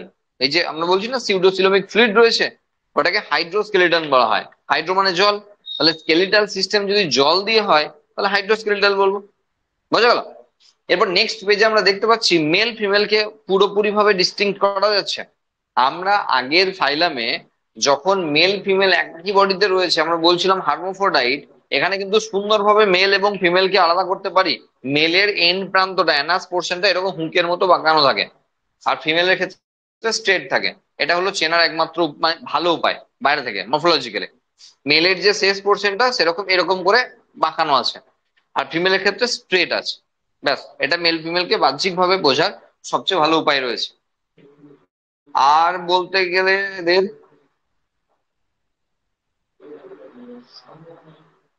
আর তেমন কিছু বলার নাই। হ্যাঁ, ফার্টিলাইজেশন ইন্টারনাল, মানে মেল ফিমেল যখন পপুলেশন বা যৌন মিলনে যায় তখন কিন্তু স্পাম ফিমেল বডির মধ্যেই ইজাকুলেট হয়, এবং তারপরে সেখানে যে ফার্টিলাইজড এগ প্রডিউস হয় সেটা কিন্তু ফিমেল বডির মধ্যে, তারপরে সেটা মানে ডিম বের হয়, তারপর সেখান থেকে লার্ভা বের হয়, এবং তারপরে পরে সেখান থেকে যেমন ইনডাইরেক্ট ডেভেলপমেন্টের কথা বলেছি, ইনডাইরেক্ট ডেভেলপমেন্টের থ্রু দিয়ে আবার ম্যাচিওর বডি তৈরি হয়। এই যে ডেভেলপমেন্ট ইজ ইনডাইরেক্ট, এর মানে কিন্তু আগের দিন আমরা ভালো করে বুঝিয়ে রেখেছি। এবারে যে বললাম না আগের দিন এগুলো না পড়ে এলে আমার আর কিছু করার নাই, মানে এটা একটু তাড়াতাড়ি পড়াতে গেলে এইটুকু আমাকে করাতেই হবে। ওকে, এবার দেখো, তোমরা যেহেতু নিটে মানে 12 পাস, সেই জন্য অ্যাসকেরিয়াসিস এই গ্রুপের মেম্বারে রোগ তৈরি করা অ্যাসকেরিস মেম্বার রয়েছে, উচেরিয়া ব্যাংক্রাপ্টি রয়েছে যারা ফাইলেরিয়াসিস রোগ তৈরি করে, লোয়া লোয়া রয়েছে যা আই ওয়ার্ম মানে চোখের কৃমি এটা রয়েছে। যদি 11-এর ক্লাস হতো এটা আমি বলতাম অ্যাসকেরিয়াসিসে কি হয় এসব আমরা বলতাম, গল্প করে করে সুন্দর করে মজা করে করে বলতাম। কিন্তু আমার মনে হয় না 12 পাস আউট ব্যাচে এগুলো এখনই বলার দরকার আছে, কারণ অ্যাসকেরিয়াসিস যেহেতু আমাদের সিলেবাসে আছে সেই জন্য আমরা হেলথ অ্যান্ড ডিজিজে গিয়ে ওখানে বলবো। অ্যাসকেরিয়াসিস এমন একটি রোগ আমরা দেখেছি যেখানে হোস্ট একমাত্র হিউম্যান বিংস, সিঙ্গেল হোস্ট, মানে প্রাইমারি হোস্ট সেকেন্ডারি হোস্টের যে কনসেপ্ট থাকে না সেরকম নয়, মানে দুটো বডিতে ঘুরবে এরকম না, একটাই বডি। অ্যাসকেরিয়াসিসের কথা বলছি, অ্যাসকেরিস শুধুমাত্র হিউম্যান বিংস কি তারা হোস্ট করেছে। ডিম থাকে বাইরে এনভায়রনমেন্টে, আর সেটা এসছে থ্রু পটি, মানে মানুষ অ্যাসকেরিয়াসিস রোগে ভুগছে এমন মানুষ যখন বাইরে পটি করেছে, এই যে জলমগ্ন অবস্থা সুন্দরভাবে, যেখানে জলের কোনো ঠিকানা নাই যে কোন জল সেখানে আছে আর নাই। হ্যাঁ, কাউরি ল্যাট্রিনাল সিস্টেম থেকে এসছে, কাউরি টয়লেট থেকে এসছে, কাউরি যা তা হয়ে আছে। হ্যাঁ, তো খুব সুন্দর ভাবে এদের ডিম সব বাজারে আছে অ্যাভেলেবেল। হ্যাঁ, আর যদি এই বন্যা পরিস্থিতি বাদ দিয়েও বলি, তাহলেও কিন্তু এই যে সরকার 900 টাকা দিয়ে পায়খানা বাথরুম করে দিচ্ছে না এমনি না, সরকারের তো দায় পড়ে নাই শুধুমাত্র দেখতে খারাপ লাগে এখানে ওখানে করে বলে, এরকম না। কারণ ওটা হলো রোগের একটা অন্যতম বোঝা। হ্যাঁ, মানে ওখান থেকে রোগের গাদা গাদা রোগ ছড়ায়, আর সেই জন্য ওটা একটা নির্দিষ্ট জায়গা দিয়ে যদি মাটিতে চলে যায় সেটা বাঁচবে লোকে, তাই তো? তো ব্যাপারটা হলো এরকমই, অ্যাসকেরিয়াসিস রোগে ভুগছে এরকম ব্যক্তি যখন বাইরে পটি করে আর কি, তার ডিম অ্যাভেলেবেল হয়ে যায়। এবার সেটা শাক হোক, সেটা যে কোনো ফল হোক, সবজি হোক, এটা ওটা ফ্রুট দিয়ে আমাদের পেটের মধ্যে আসে। আর যদি সেটা ফুললি বয়েলড না হয়, মানে ও যদি নষ্ট না হয়, তাহলে স্টোমাকে গিয়ে এইচসিএল এর প্রভাবে ও কোটিংটা ছাড়িয়ে নেয়, ডিমের কোটিংটা ছাড়িয়ে নেয় সুন্দর করে। আর এই করতে করতে এইচসিএল উপকারই করে, অপকার করে না। কোটিংটা ছাড়িয়ে নিলো, তারপর তো করতে করতে ও চলে গেল স্টোমাকে, স্টোমাক ছেড়ে স্মল ইন্টেস্টাইন বা ক্ষুদ্রান্তে। ওখান থেকে এবার ওর জার্নি শুরু হয়ে গেল, ক্ষুদ্রান্ত থেকে ব্লাড ভেসেলের থ্রু দিয়ে ও ব্লাডে চলে এলো, অ্যাবজর্পশনে যেমন হয় ব্লাডে চলে এলো। ব্লাড যেখানে যেখানে যাচ্ছে, ব্লাড থেকে লিভার যাবে, ব্লাড লিভারে যাবে, লিভারে চলে গেল, লিভার থেকে ও হার্টে যায়, হার্টে চলে গেল, হার্ট থেকে লাংসে যায়, ও লাংসে চলে গেল, লাংস থেকে কেউ কেউ ঘুরে আবার হার্টে ফিরে আসে, পাম্প হয়ে গোটা বডিতে ঘুরে, অথবা কেউ আবার উল্টো পথ ধরে উপর দিকে উঠতে থাকে। দেখ গলার এখানে ট্রাকিয়ার কাছে এসে ওরা ভেদ করে ওরা আমাদের উইন্ড পাইপ থেকে ফুড পাইপে চলে যায়, মানে শ্বাস নলী থেকে গ্রাস নলীতে চলে যায়। তখনই আমাদের ভমিটিং ভাবগুলো আসে, কাউরি মুখ দিয়ে নাক দিয়ে ক্রিমে বেরিয়ে যেতে পারে, আপনি যখন এসছে খানিকটা বেরিয়েও যেতে পারে, কেউ কেউ অক অক করলে বেরিয়ে যেতে পারে, অথবা এটা ফুটো করে চলে গেল, আবার কোথায় গেল, আবার ঘুরে ফিরে বেরিয়ে চলে গেল, মানে স্টমাকে চলে এলো। এই করতে করতে এটা ফুললি ম্যাচিওর হলো, মেল ফিমেল বা জোড়ায় জোড়ায় করে, বাহারের ব্যাপার স্যাপার আছে, সব জোড়ায় জোড়ায় করে, একা একা করে না, জোড়ায় জোড়ায় করে। তাহলে এই মেল ফিমেল যখন আবারও ঘুরে ফিরে এসে স্মল ইন্টেস্টাইন এসে হাজির হলো, তখন তারা ফুললি ম্যাচিওর এবং তারা এখন রিপ্রোডাকশনে রেডি। রিপ্রোডাকশন করবে, আবার ডিম পারবে, সেই ডিম পটির থ্রু দিয়ে আবার বাইরে বেরিয়ে যাবে। মাল্টি অর্গান ভিজিট করেছে, কিডনি, সরি লিভার করেছে, হার্ট করেছে, লাংস করেছে, এবং ডাইজেস্টিভ সিস্টেমে পুরোটা ঘুরেছে, আর সেই জন্য মাল্টি অর্গানকে ড্যামেজ করবে। এটা আমরা ডিটেলসে পড়বো যখন অ্যাসকেরিয়াসিস পড়বো।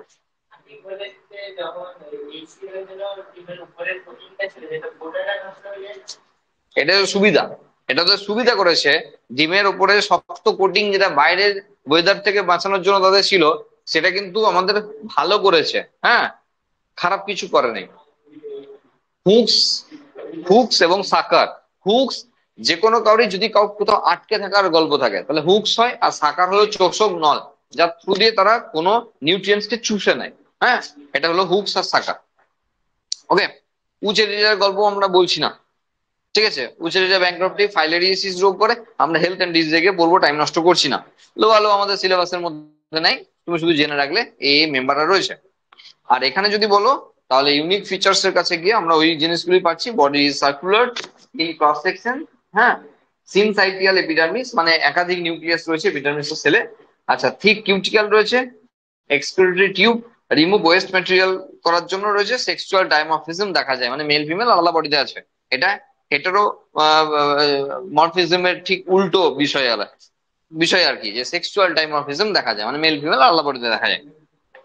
অ্যাসকেরিয়াসিস এখানে বাকি নামগুলো আছে। ওকে, তো এই মোটামুটি ছিল আমাদের অ্যাসিলোমাটা ফাইলাম, সরি সিউডোসিলোমাটা ফাইলাম, অ্যাসক্লিহেলমিনথিস বা নিমাটোহেলমিনথিস বা নিমাটোডা, ঠিক আছে।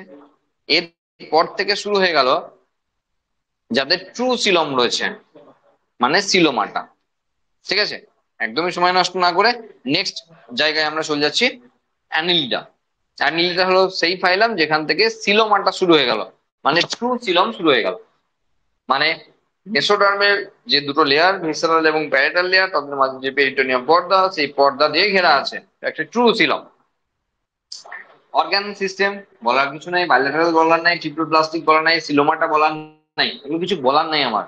হ্যাবিটেটেড টেরিস্ট্রিয়াল ওয়াটার অ্যান্ড ম্যারাথাইন, এগুলো কিছু বলার নাই, এগুলো সব মানে বলা আছে। ওকে, ডাইজেস্টিভ সিস্টেম কমপ্লিট বলা আছে, মামুথ অ্যানাস যদি অপোজিশন থাকে, এসব। আচ্ছা, রেসপিরেটরি সিস্টেম, রেসপিরেটরি সিস্টেম এইখান থেকে অ্যাকচুয়ালি মানে অ্যানিলিডা যাদের ক্ষেত্রে একটা ওয়াটারি এনভায়রনমেন্ট বা ভিজে ত্বকের ব্যাপার থাকলেও বডি সারফেস দিয়ে তো করেই, মানে থ্রু ডিফিউশন তো এরা এক্সচেঞ্জ করেই, তার সঙ্গে সঙ্গে কিন্তু এদের রেচন অঙ্গের কিন্তু নাম আসছে এবার আস্তে আস্তে, ঠিক আছে। এখানে যদি আমরা অ্যানিলিডার ক্ষেত্রে দেখি, একবার দেখে নাও, তারপরে আমি আসছি ওখানে। এই অ্যানিলিডার গ্রুপের বিভিন্ন মেম্বার, কেঁচো, জোক, নেরিস এসব আছে মেম্বার, হ্যাঁ, এদের মেম্বারের সংখ্যাটা খুব একটা কম নয়, প্রায় 7,000 মতো প্রজাতি রয়েছে, হ্যাঁ, কৃমির থেকে অনেক কম। হ্যাঁ, এবং এদের বডিতে ট্রু সেগমেন্টেশন রয়েছে, যাকে মেটামেরিক সেগমেন্টেশন বলা হয়, সরি, ট্রু সেগমেন্টেশন বলবো না, মেটামেরিক সেগমেন্টেশনই বলবো। আমরা এর আগের দুটো গ্রুপে আনসেগমেন্টেড বডি পেয়েছি, এখন পাচ্ছি মেটামেরিক সেগমেন্টেশন, এর পরের গ্রুপে পাবো ট্রু সেগমেন্টেশন, আস্তে আস্তে ডেভেলপ করছে, হ্যাঁ। মেটামেরিক সেগমেন্টেশন কেমন, ধরো এটা যদি, ধরো কথাই বলছি, জোকের কথা, ধরো কেঁচোর কথা হয়, তাহলে এরকম করে বাইরে থেকে তো আমরা তো খাঁজগুলো বুঝতে পারি মোটামুটি, এরকম খাঁজগুলো বুঝতে পারি। এবার এই খাঁজগুলো কিন্তু শুধু বাইরে থেকে নয়, এই খাঁজগুলো কিন্তু ভিতর দিক থেকেও আছে, এই খাঁজগুলো কিন্তু ভিতর থেকেও আছে, এই খাঁজগুলো কিন্তু ভিতর থেকেও আছে, মানে বাইরে যেমন খাঁজটা দেখতে পাচ্ছি, এটা কিন্তু ডিভিশনটা কিন্তু ভিতরেও আছে, এটা বলতে চাইছি। তার মানে এখানে বডি শুধু বাইরে বাইরে খাঁজটা দেখতে পাচ্ছি এমন নয়, বডি কিন্তু ভিতরেও খাঁজটা আছে, মানে এই মানে ডিভাইডারটা আছে না। এবার তুমি বলবে স্যার তাহলে এই পার্টের সঙ্গে এই পার্টে কানেক্ট কি করে আছে? সব আছে, সব পাইপ লাইন ফেলা আছে, বাকি যত পাইপ লাইন না সব ফেলা আছে এখানে, তাতে কোনো অসুবিধা হয়নি। মানে সেই সেগমেন্ট, এই জন্যই তো এই স্পেশাল টার্মটা এখানে আসছে, মেটামেরিক সেগমেন্টেশন, একমাত্র এই ফাইলে আমি দেখা যায়। এটাদের একটা মানে ক্যারেক্টারিস্টিক্স ফিচার বলতে পারো, হ্যাঁ, বা মানে ইউনিক ফিচার বলতে পারো, যেটা আর কাউকে দেখা যায় না। তার মানে ডাইজেস্টিভ সিস্টেম থেকে শুরু করে যে সমস্ত সিস্টেম গুলোর কথা আমরা আলোচনা করব তারা কিন্তু ওয়েল কানেক্টেড প্রত্যেকটা সেগমেন্টের সঙ্গে, সেটা বাদ দিয়ে বাকিগুলো কিন্তু মানে সেগমেন্টেড। আর সেই জন্যই এই ধরনের সেগমেন্টেশনকে মেটামেরিক সেগমেন্টেশন বলা হয়। এদের যদি বডি ওয়াল দেখি, তাহলে ওই বাইরের দিকে কিউটিক্যাল রয়েছে, এপিডার্মিস রয়েছে, মাস্কুলার লেয়ার রয়েছে, একই রকম আগের গ্রুপের মতো। মাস্কুলার লেয়ার দুটো ভাগ হয়ে গেছে, আগে শুধু লঙ্গিচুডাল ছিল, এখন সার্কুলার চলে এসছে। মানে যোগকে বা কেঁচোকে তুমি যদি এইদিকেও বাড়াতে পারবে, এইদিকেও বাড়াতে পারবে, দুদিকে তারা তাদের বডিকে বাড়তে পারবে। আমরা কেন বাড়াবো? তারা তার নিজেদের বডিকে তারা বাড়াতে পারবে, দুটো এন্ডেই বাড়াতে পারবে, মানে এদিকেও বাড়াতে পারবে, এদিকেও বাড়াতে পারবে। ওকে, আচ্ছা। গমন অঙ্গের নাম সিটাস, সিটি। একটা কাজ আছে এখানে, সেটা হলো যেরকম ভাবে খাতা করতে বলেছিলাম সেই ধরনের খাতা নিশ্চয়ই করছো, না করে থাকলে করো। আর এখানে এই অ্যানিমাল ক্লাসিফিকেশনের একটা স্পেশাল ব্যাপার আছে, সেটা হলো তুমি প্রত্যেকটি যত গমন অঙ্গ পাবে, মানে লোকোমোটরি অর্গান, এক্সক্রিটরি অর্গান আর রেসপিরেটরি অর্গান, নিজের দায়িত্বে রেডি করে নাও। বলছি লোকোমোটরি অর্গান মানে গমনাঙ্গ, কার গমনাঙ্গের কি নাম? এক্সক্রিটরি অর্গান মানে রেচনাঙ্গ, কার রেচনাঙ্গের কি নাম?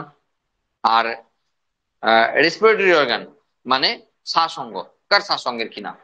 এগুলো আমার করা স্পেশাল ফিচার তো করছি আমরা। আমরা বলছি অ্যানিমাল ক্লাসিফিকেশনে এসে আমরা আবারও একটা নতুন ছক বানিয়ে নিচ্ছি, যাতে লোকোমোটরি অর্গান, এক্সক্রিটরি অর্গান আর রেসপিরেটরি অর্গান, এই অর্গানগুলোকে আমরা এক জায়গায় তুলে রাখবো।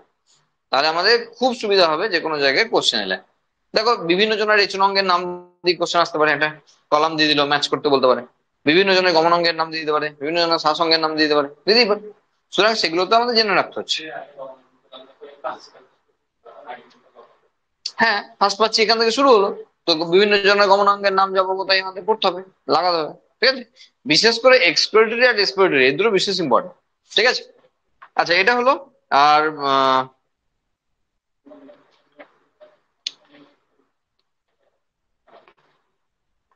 নেক্সট দেখো এদের ক্ষেত্রে যেটা আমরা ডাইজেস্টিভ সিস্টেম, তো ট্রু ডাইজেস্টিভ সিস্টেম বলাই আছে, তো সেখানে বলার কিছু নাই। এবার কিছু কিছু জিনিস আমরা এখানে এক্সট্রা অ্যাড করব, সেটা হলো যে ভাস্কুলার সিস্টেম মানে blood vascular system close type, well developed. দেখো ওপেন টাইপ হলো প্রিমিটিভ, ক্লোজ টাইপ হলো অ্যাডভান্স। তাহলে এখানে অ্যানিলিডার ক্ষেত্রে আমরা ক্লোজ টাইপের ভাস্কুলার বান্ডিল পাচ্ছি, মানে সার্কুলেটরি সিস্টেম পাচ্ছি, যার মানে হলো হার্ট এবং ব্লাড ভেসেল, মানে শিরা ধমনী রক্তচালক, আর্টারি ভেন আর ক্যাপিলারি, এর মধ্যে সীমাবদ্ধ, এর বাইরে রক্ত কোথাও বেরোবে না। এটা যদি হয় তাহলে একে ক্লোজ টাইপ বলা হয়। এটাই দাঁড়াচ্ছে।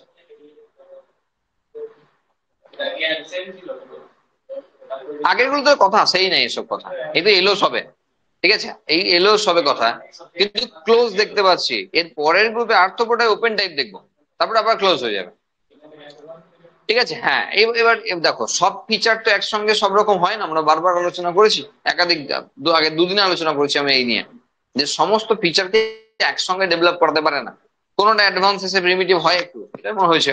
তাহলে এখানে এসে এগুলি মনে রাখার বিষয় তো, যে অ্যানিলিডাই আমরা কিন্তু ক্লোজ টাইপের ভাস্কুলার সিস্টেম পাচ্ছি, মানে সার্কুলেটরি সিস্টেম পাচ্ছি। বোঝা গেল কি ব্যাপার? তার মানে এখানে কিন্তু হার্ট এবং ব্লাড ভেসেলের বাইরে রক্ত বাইরে বেরোয় না।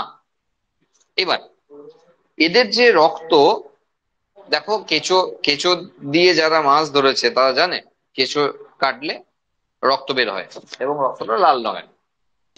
এবার বিষয় হলো লাল রঙের রক্ত মানে হিমোগ্লোবিন আছে, তাহলে হিমোগ্লোবিন আছে, কিন্তু সেই হিমোগ্লোবিন আরবিসির মধ্যে প্যাক করা নাই। বিশাল ফিচার এটা, মানে হিমোগ্লোবিন ডাইরেক্টলি প্লাজমাতে গোলা আছে। এখন দুটো প্রশ্ন, সেটা হলো ওদের কেন গোলা আছে, আমাদের কেন গোলা নেই? আমাদের কেন আরবিসির মধ্যে প্যাক করে রেখেছি? আমরা আমাদের আরবিসির মধ্যে প্যাক করে রেখেছি, হিমোগ্লোবিনকে আমরা আরবিসির মধ্যে প্যাক করে রেখে দিয়েছি, আর ওরা প্লাজমার মধ্যে গুলে রেখে দিয়েছে। এটা যদি ব্লাড ভেসেল হয় তাহলে এটা হলো প্লাজমা, এটা হলো প্লাজমা, আমাদেরও প্লাজমা।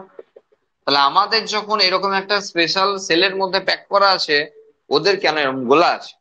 বা উল্টোটাই কেন নয়, আমাদেরই গোলা থাকলে কি অসুবিধা হতো? হ্যাঁ, অনেকগুলো কারণ আছে। অ্যাকচুয়ালি ওদের কেন আছে সেটা হলো, যদি আমাকে oxygen carbon die oxide exchange করতে হয়, তাহলে সবচেয়ে ভালো অপশন হলো যে যদি গুলে রাখি।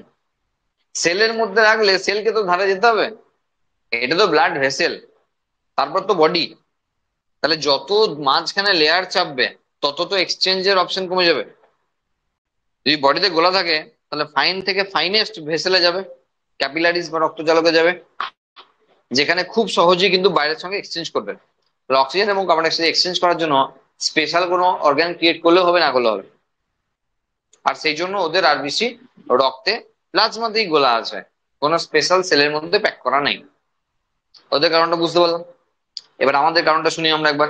আমাদের নাই কারণ, দেখো, প্রথমত যখনই রক্তে কিছু গোলা থাকবে তখনই প্রেসার নিয়ে একটা গন্ডগোল আসবে। তাহলে হতে পারতো, যদি হতো তাহলে আমাদের প্রেসার কিন্তু নর্মাল প্রেসার থেকে ইনক্রিজ করে থাকতো, বেড়ে থাকতো, যেহেতু এটা গুলো আছে। 2 নম্বর বিষয়, রক্তে যখন যখন কিডনি দিয়ে পাস করে, তখন সেই কিডনির থ্রু দিয়ে যাওয়ার সময় বহু কিছু ছেঁকে বেরিয়ে যায়, আমরা দেখেছি। আরবিসির মধ্যে থাকার জন্য আরবিসি কিন্তু ছেঁকে বেরোতে পারে না, ব্লাড পারপাসের কেউ বেরোয় না, আরবিসি বেরোয় না, ডব্লিউসি বেরোয় না, প্লেটলেট বেরোয় না। আর রক্তে থাকা যে সমস্ত প্লাজমা প্রোটিন তারা বেরোয় না, বাকি সব কিন্তু আলট্রা ফিল্ট্রেশনে ফিল্ট্রেট হিসাবে বেরোয়। গ্লুকোজ থেকে অ্যামাইনো অ্যাসিড থেকে আরম্ভ করে যা যায় সব বেরিয়ে যায়। তার মানে হিমোগ্লোবিনে বেরিয়ে যেত। তাহলে হিমোগ্লোবিন যদি নেফ্রনে ছেঁকে যেত, তার মানে হলো ওকে আবার অ্যাবজর্ব করার ঘটনা আসতো, রিঅ্যাবজর্পশনের ব্যাপার আসতো। আর যদি রিঅ্যাবজর্ব না করতো তাহলে মূত্রের মাধ্যমে বেরিয়ে গেল, মানে প্রত্যেকদিন লাল রঙের মূত্র বেরোতো। হিমাচুরিয়া রোগে আমাদের যা হয় সেই ঘটনা রেগুলার হতো, আমাদের লাল রঙের মূত্রত্যাগ হতো।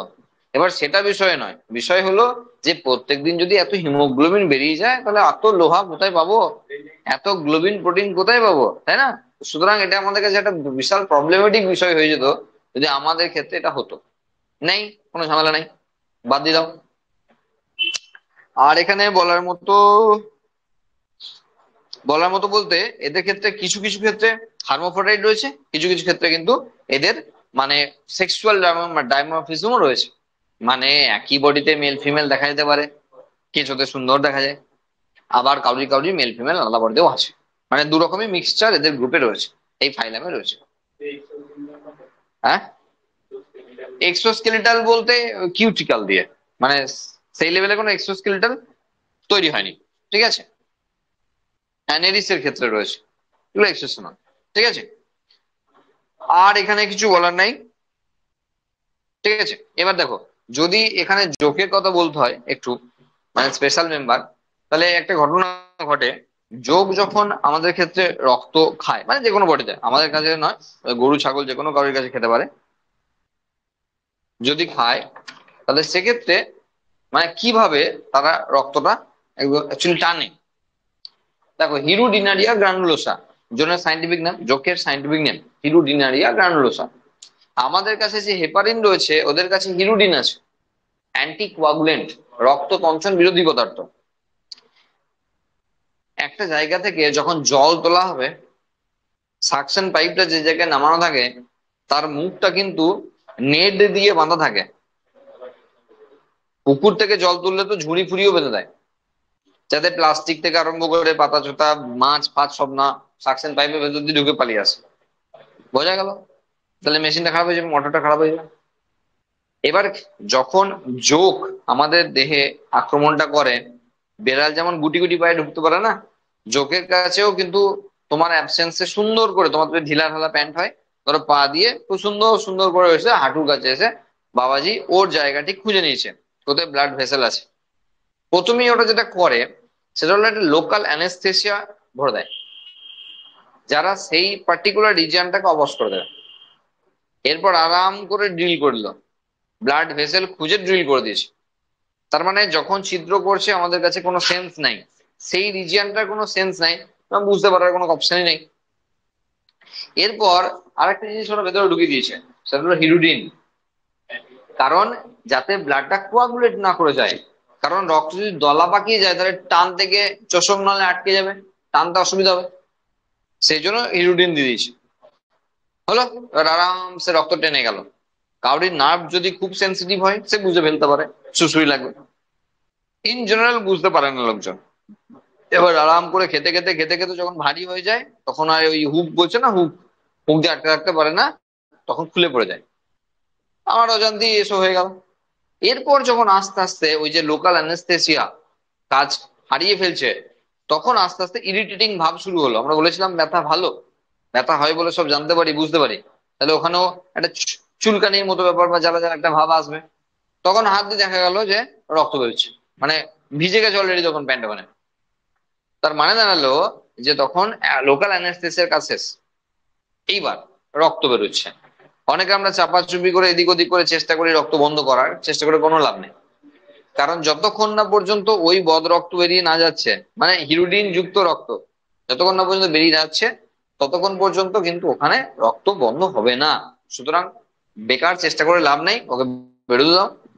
হিরোডিন ওর সঙ্গে বেরিয়ে পালাবে, ও অটোমেটিক রক্ত তঞ্চিত করে ফেলবে, প্লেটলেটের যা কাজ আছে সেই কাজ করবে। এই হলো এদের মেম্বার। যোগ সম্পর্কে সামান্য তথ্য, যাতে মানে বোরিং না লাগে আর কি, সেই জন্য। না মশা, হ্যাঁ মশার কাছে, সব মশার কাছে কিন্তু অ্যান্টি কোয়াগুলেন্ট নাই। মানে যারা আরামসে রক্ত টানে, মানে তোমার গালে একজন এসে থাপ্পড় মেরে দিল, যে বলে এদের মশা কামড়াচ্ছিল, রাগ ছিল অনেক দিনকার। এবার ব্যাপারটা হলো যে মানে কিছু কিছু ভ্যারাইটির কাছে এগুলো রয়েছে। আবার কাউরি কাউরি নার্ভাস সিস্টেম দুর্বল হওয়ার কারণেও হতে পারে, যে খায় অথচ কোনো সেন্সই থাকে না, এমনও হতে পারে। জেগে থাকা অবস্থায়, ঘুমিয়ে গেলে তো অনেক কিছু হতে পারে, আমি জেগে থাকা অবস্থায় বলছি, হয়তো খাচ্ছে কিন্তু বুঝতেই পারছে না। মানে হয়, নার্ভাস সিস্টেম সবার তো সমান রকম কাজ করে না, সুতরাং এটা হতেই পারে। ওকে, চলো নেক্সট পাইলাম। ঝড়ের গতিতে চলে যেতে হবে, যদি কোশ্চেন থাকে অবশ্যই বলবে। Arthropoda, largest phylum in animal kingdom. প্রায় 9 লক্ষেরও বেশি প্রজাতি আছে, পোকামাকড়দের গ্রুপ এটা। এটা হলো পোকামাকড়দের গ্রুপ যেখানে 9 লক্ষেরও বেশি প্রজাতি আছে এখনো পর্যন্ত আবিষ্কৃত, আরো থাকতে পারে।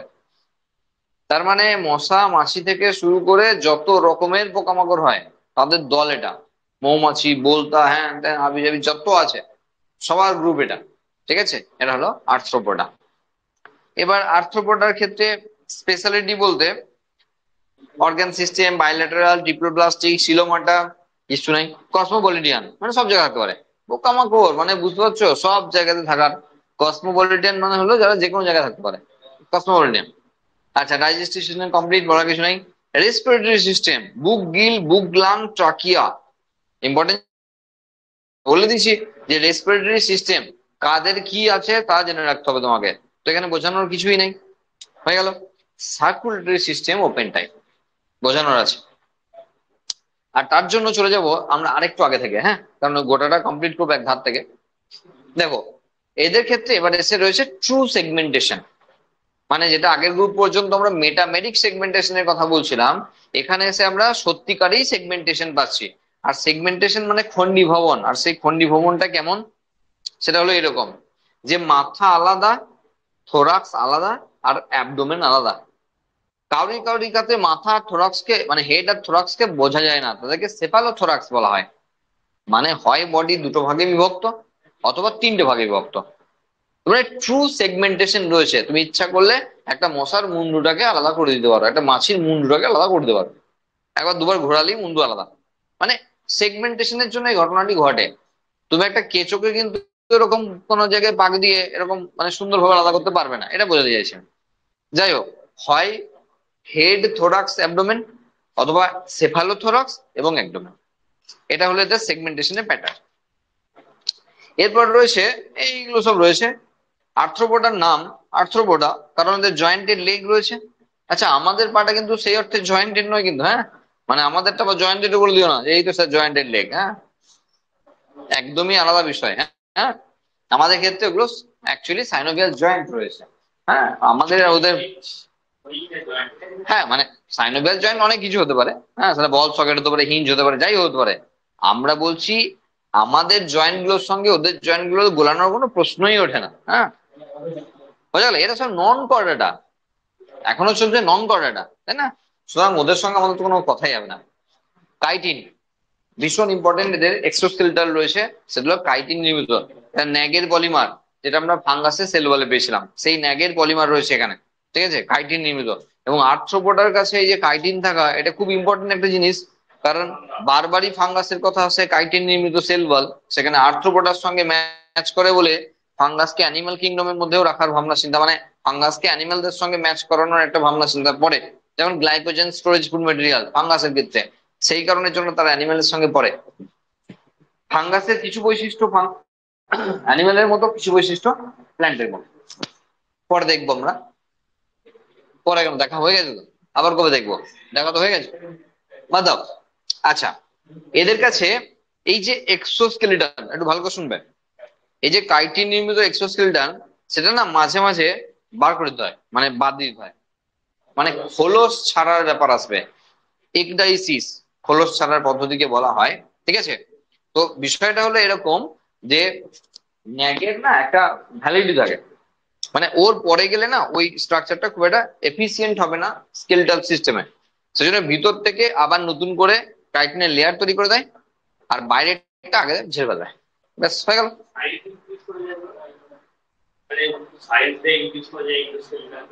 না, সাইজ ইনক্রিজ করার জন্য হতেই হবে, এবং ন্যাগের ক্ষেত্রে একটা ভ্যালিডিও আছে, মানে কাইটিনের একটা ভ্যালিডিও থাকে, তারপরে গিয়ে ফাঙ্গাসের লাইফ স্প্যান কম তো, এর লাইফ স্প্যান ওর থেকে অনেক বেশি, সেটা তো আমাদের খেয়াল রাখতে হবে। লাইফ স্প্যানের ব্যাপারটা রয়েছে, তাহলে একটা কেমিক্যালের ভ্যালিডিটি কতদিন, সেটা যার বডিতে রয়েছে তার লাইফ স্প্যানের উপরে ডিপেন্ড করছে, ঠিক আছে? আচ্ছা, ভীষণ ইম্পর্টেন্ট স্ট্রাকচার, ডরসাল সাইটে হার্ট রয়েছে, এবং হার্ট 13 প্রকোষ্ঠ যুক্ত, ঠিক আছে? হ্যাঁ, তার মানে এই দেখো, এটা যদি আমরা একটা যে কোনো একটা আর্থ্রোপোডার জেনারেল ভিউ দেখছি, তাহলে এখানে দেখছি এই যে বারবার বারবার হার্ট লেখা রয়েছে, দেখো এর ছোট ছোট একটু একটু করে গিয়ে ফুলে ফুলে ফুলে ফুলে উঠেছে, এটা হলো এদের হার্ট। এবং এদের এটা ডরসাল সাইড আর এটা ভেন্ট্রাল সাইড, অবভিয়াসলি এটা ডরসাল এটা ভেন্ট্রাল। আমাদের বুকে, আমাদের ভেন্ট্রাল সাইডে হার্ট, ওদের ডরসাল সাইডে হার্ট, এটা একটা প্রিমিটিভ ক্যারেক্টারের মধ্যে পড়ে যে ডরসাল সাইডে হার্ট রয়েছে, হলো। এবার এর সঙ্গে আরেকটি গুরুত্বপূর্ণ বৈশিষ্ট্য হলো যে এদের ক্ষেত্রে যে সিলম রয়েছে, সেই সিলমকে বলা হয় হিমোসিল। এদের ক্ষেত্রে যে সিলম রয়েছে সেই সিলমকে বলা হয় হিমোসিল। তার কারণ এদের ওপেন সার্কুলেটরি সিস্টেম রয়েছে, তার মানে হার্ট ছাড়াও আর একটা চেম্বার রয়েছে, সেটা হলো সিলম, যেখানে রক্ত পরিপূর্ণ থাকে, আর সেই জন্যই তো তার নাম হিমোসিল, হিম মানে এখানে রক্ত। তাহলে সেই সিল বলে মানে গহ্বর, সেই গহ্বর রক্ত দ্বারা পরিপূর্ণ, সেই জন্য তার নাম হিমোসিল। মানে এদের সিলম অ্যাকচুয়ালি হিমোসিল। তার মানে হার্ট এবং ব্লাড ভেসেল ছাড়াও এদের রক্ত কিন্তু হিমোসিলের মধ্যে পড়ে এবং সেখান থেকে তুলে নিয়ে যায়। কেমন হয়? গোটা বডি থেকে আগে হিমোসিলে কালেক্ট করে, হিমোসিল থেকে হার্টে যায়, হার্ট থেকে পাম্প করে গোটা বডি যায়, এই হলো সিস্টেম। গোটা বডি থেকে আবার ভেসেল হয়ে হিমোসিলে এসে পড়ে, মানে আলাদা একটা চেম্বার রয়েছে, আর সেই জন্য এদের ওপেন সার্কুলেটরি সিস্টেম বলা হয়। ওকে, এবং আরেকটি,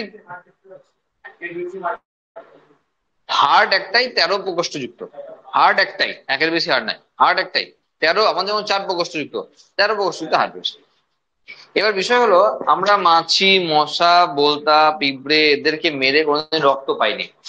হ্যাঁ, মশা মেরে রক্ত পেয়েছি, সেটা মশার ডাইজেস্টিভ সিস্টেমে আছে, তোমার রক্ত, ছাগলের রক্ত, গরুর রক্ত, মশার রক্ত নয়। কারণ এদের রক্ত আছে কিন্তু সেটা হিমোসায়ানিন যুক্ত, নট হিমোগ্লোবিন, মানে কপার আছে, লোহা নাই, সেই জন্য রংটা কিন্তু লাল নয়, এদের রং নীল কালারের। এবার নীল রংটা সব জায়গায় বোঝা যাবে না, যদি তুমি বড় চিংড়ি মাছ দেখো তার নীল কালার বুঝতে পারবে, যারা ট্রান্সপারেন্ট তাদের কাছে নীল কালারটা কাছে বোঝা যাবে, নালে মাছি মশাতে নীল কালার বোঝার কোনো উপায় নেই, কারণ তাদের কালার কম্বিনেশনে ঠিক ব্যাপারটা ফুটবে না। চিংড়ি যেহেতু সাদা রঙের ট্রান্সপারেন্ট বডি, সেজন্য একটু বড় চিংড়ি হলে তাদের নীল কালার ভালোভাবে বোঝা যায়। হ্যাঁ, মেনলি সমুদ্রের গুলো নীল ব্যাপারটা ভালো বোঝা যায়। যাই হোক, গোদা বাংলা হলো এদের রক্ত আছে, মানে মাছি মারলে বা মশা মারলে, মশা বাদ দিয়ে দাও, মাছি মারলে বা পোকা মারলে যেটা বেরিয়ে গেল, কে বলো, বেরিয়ে গেল, সেই জিনিসটা অ্যাকচুয়ালি এদের রক্ত, কিন্তু জলের মতো লাগছে, কারণ এদের রক্তের রংটা লাল নয় বলে আমাদের ওরকম মনে হচ্ছে, কিন্তু রক্তই ওটা। যা কাজ আমাদের রক্ত করে ওদের রক্ত সেম কাজই করে, সুতরাং রক্তই। হ্যাঁ, আর বলতে হ্যাঁ কম্পাউন্ড আই, এই বললো নাকি মাছিকে মারতে পারে না।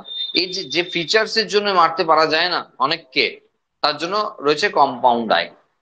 কম্পাউন্ড আই থাকার ফেসিলিটি কি রয়েছে, মানে আমরা যেমন দুটো চোখ দিয়ে দেখি না, ওদের ক্ষেত্রে চোখের ভিশনটা সার্কুলার ভিশন রয়েছে। এর পরের গ্রুপেও রয়েছে সার্কুলার ভিশন, তার মানে চারিদিক দেখতে পাই আমরা এটা। হ্যাঁ, 360 ডিগ্রি বলতে পারো, যেটা আমরা নেক্সট গ্রুপে আরো ভালো পাবো। মানে এই ছবি আমরা কার্টুনে দেখতে খুব অভ্যস্ত। আমরা যখন ছোটবেলায় কার্টুন দেখেছি, তোমরা দেখেছো আমরা দেখিনি, ছোটবেলায় যখন কার্টুন দেখেছো, সেই কার্টুনে এই ছবি দেখতে আমরা খুব অভ্যস্ত থাকি। এই যে সুরের মতো তুলে দিল, দেখে নিল ছবি কি আছে, তারপরে সাবধানে এগোবে। এর মতো ছেলে পিলে যাচ্ছে লাঠি নিয়ে, তো সুতরাং সাবধানে এগোতে হয় সবসময়। তো এই যে চোখ, এই চোখে একটা ভিশন, সার্কুলার ভিশন পায়, মানে চারদিকে ছবি পায় কিন্তু স্পষ্ট না। মানে তুমি যখন মশাটাকে মারতে যাচ্ছ, দেখা গেল মশাটা উড়ে পালালো, আমি বলছি না তুমি মশা মারতে পারো না, কিন্তু অনেক সময় দেখা যায় যে মশাটা উড়ে পালালো। এর কারণ ও বোঝে যে আমার দিকে কিছু একটা আসছে, হাত আসছে এমন নয়, তুমি এখানে ধরে এরকম করে কায়দা করে মারতে গেছো, তখন ধরে উড়ে পালিয়ে গেল, কারণ সে বুঝে যে আমার কাছাকাছি কিছু একটা আসছে। আবার অনেক সময় এটাও হয় যে তুমি যতই স্থির থাকো না কেন, ভিতরে মাসেল কিন্তু কাঁপে, যেহেতু ও কামড়াচ্ছে, তো এটা তো তোমার তো লাগছে, মাসেল কিন্তু ভেতরে ভেতরে কাঁপছে। তুমি হাত যতই সন্তর্পণে নিয়ে আসো না কেন, ও উড়ে পালিয়ে গেল, কারণ ও দেখতে পেয়েছে না পেয়েছে ব্যাপার নয়, ও কাঁপা দেখেই বুঝতে পেরেছে এবার কিছুটা হবে। হ্যাঁ, ও আগিয়ে এসে পড়েছে। তো এই ধরনের বিষয় কিন্তু এদের কাছে রয়েছে। তাহলে কম্পাউন্ড আই এদের কাছে কিন্তু একটি গুরুত্বপূর্ণ বিষয়। ওকে, আর বলতে ব্যাস তেমন কিছু নাই আর। ঠিক আছে, এবার বিভিন্ন পোকামাকড়দের বিভিন্ন রকমের নিজের নিজের ব্যাপার আছে, এবং মৌমাছির ক্ষেত্রে বিশাল গল্পই আছে, তো সেসব তো এখানে বলে ফালতু লাভ নাই। মোটামুটি সেক্সুয়াল ডাইমরফিজম রয়েছে, এবং তারপর নিজের নিজের সেক্সুয়াল রিপ্রোডাকশন নিজের প্যাটার্নে করে থাকে। এই হলো মোটামুটি আর্থ্রোপোডা। ডায়োসিয়াস, কিছু ফিচার্স এখানে লেখা রয়েছে। আচ্ছা, এই গ্রুপের আমরা ইকোনমিক্যালি ইম্পর্টেন্স পাচ্ছি, কারণ ইনসেক্ট গ্রুপ একটা ইম্পর্টেন্ট গ্রুপ। যেমন আমাদের প্রচুর ক্ষতি করার মেম্বার রয়েছে এবং উপকার করার মেম্বারও প্রচুর রয়েছে, আর সেই জন্য এখানে ইকোনমিক্যালি ইম্পর্টেন্ট ফিচার একটা ব্যাপার রয়েছে। দেখো, ডায়োসিয়াসের মানে আমরা বুঝে গেছি, সেক্সুয়াল সেপারেশন যেখানে রয়েছে, সেক্সুয়াল ডাইমরফিজম যেখানে দেখা যায়, মেল ফিমেল আলাদা। আর arthropoda is the largest phylum. Over two-thirds of the all named species are arthropods.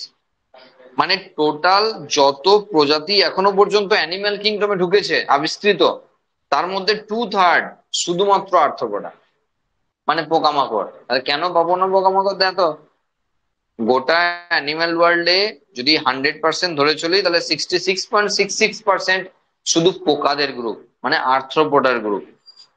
বোঝা গেল? আর সেই জন্য এদের সংখ্যাটা এই হিউজ মাত্রায় রয়েছে। মোলাস্কা, সফট বডিড অ্যানিমালস, মানে এদের কাছে, আমাদের কাছে কি হয়, আমাদের কাছে এন্ডোস্কেলেটাল সিস্টেম আছে, দেহের ভিতরের অংশ শক্ত, হাড় দিয়ে তৈরি, তারপরে বাইরে মাংস নরম। এদের কাছে বাইরে শক্ত, ভিতরে নরম, পুরো উল্টো ব্যাপার আছে। এই যে সফট বডি বলে এদেরকে খাওয়ার জন্য অনেকেই রেডি হয়ে থাকে, আর সেই জন্য বাঁচার জন্যই এরা দিয়ে রেখেছে এরকমের ক্যালকেরিয়া সেল। ওকে, তো এই ব্যাপারটা এদের ক্ষেত্রে খুব স্পেশাল ব্যাপার। আমরা আগে যাচ্ছি। Second largest phylum of animal kingdom, এরা হলো সেকেন্ড লার্জেস্ট। আমরা আর্থ্রোপোডায় যেমন লার্জেস্ট দেখলাম, তেমন মোলাস্কা হলো সেকেন্ড লার্জেস্ট, যেখানে শামুক, গুগলি, ঝিনুক, হ্যাঁ, ললিগোসেপিয়া, এটা সব রয়েছে এই গ্রুপের মেম্বার হিসেবে। স্কুইড রয়েছে, তার মধ্যে কাউকে কাউকে তো খাওয়ার জন্য এখন দীঘাপুরীর বিচেও তুমি ঝুলতে দেখবে। এখন তো খুব কমন হয়ে গেছে লোকে খাওয়ার জন্য, স্কুইড খাওয়ার জন্য। এখন তো মানে আমরা যেগুলো স্বাভাবিকভাবে খুব ঘেন্না পাই, মানে আমরা আমাদের লোকালে বলছি আর কি। না না, ঠিক আছে, খাওয়া তো নিজের নিজের ব্যাপার। হ্যাঁ, আমরা আমরা বলছি এটা আমরা করে অভ্যস্ত ছিলাম না। আগে তুমি 5 বছর আগেও দীঘাপুরি গেলে বিচে তুমি স্কুইড ঝুলতে দেখতে না, নো ডাউট। এখন কিন্তু র্যান্ডামলি স্কুইড ঝুলছে, ঠিক আছে, এটা বলছি। মানে খাওয়ার প্যাটার্ন বদলেছে, মানে চীনের কাছাকাছি আমরা পার করে দিয়েছি বলে আমরা চীনের জায়গায় ঢোকারও চেষ্টা করছি খানিকটা। ঠিক আছে, ঠিক আছে, চলো। মোলাস্কার ক্ষেত্রে আমরা একবার এনসিইআরটি দেখে নি কি বলছে। এই পর্যন্ত কিচ্ছু বলবো না, ডাইজেস্টিভ সিস্টেম অব্দি কিচ্ছু বলার নাই, আগের গ্রুপগুলোর সঙ্গে একই আছে।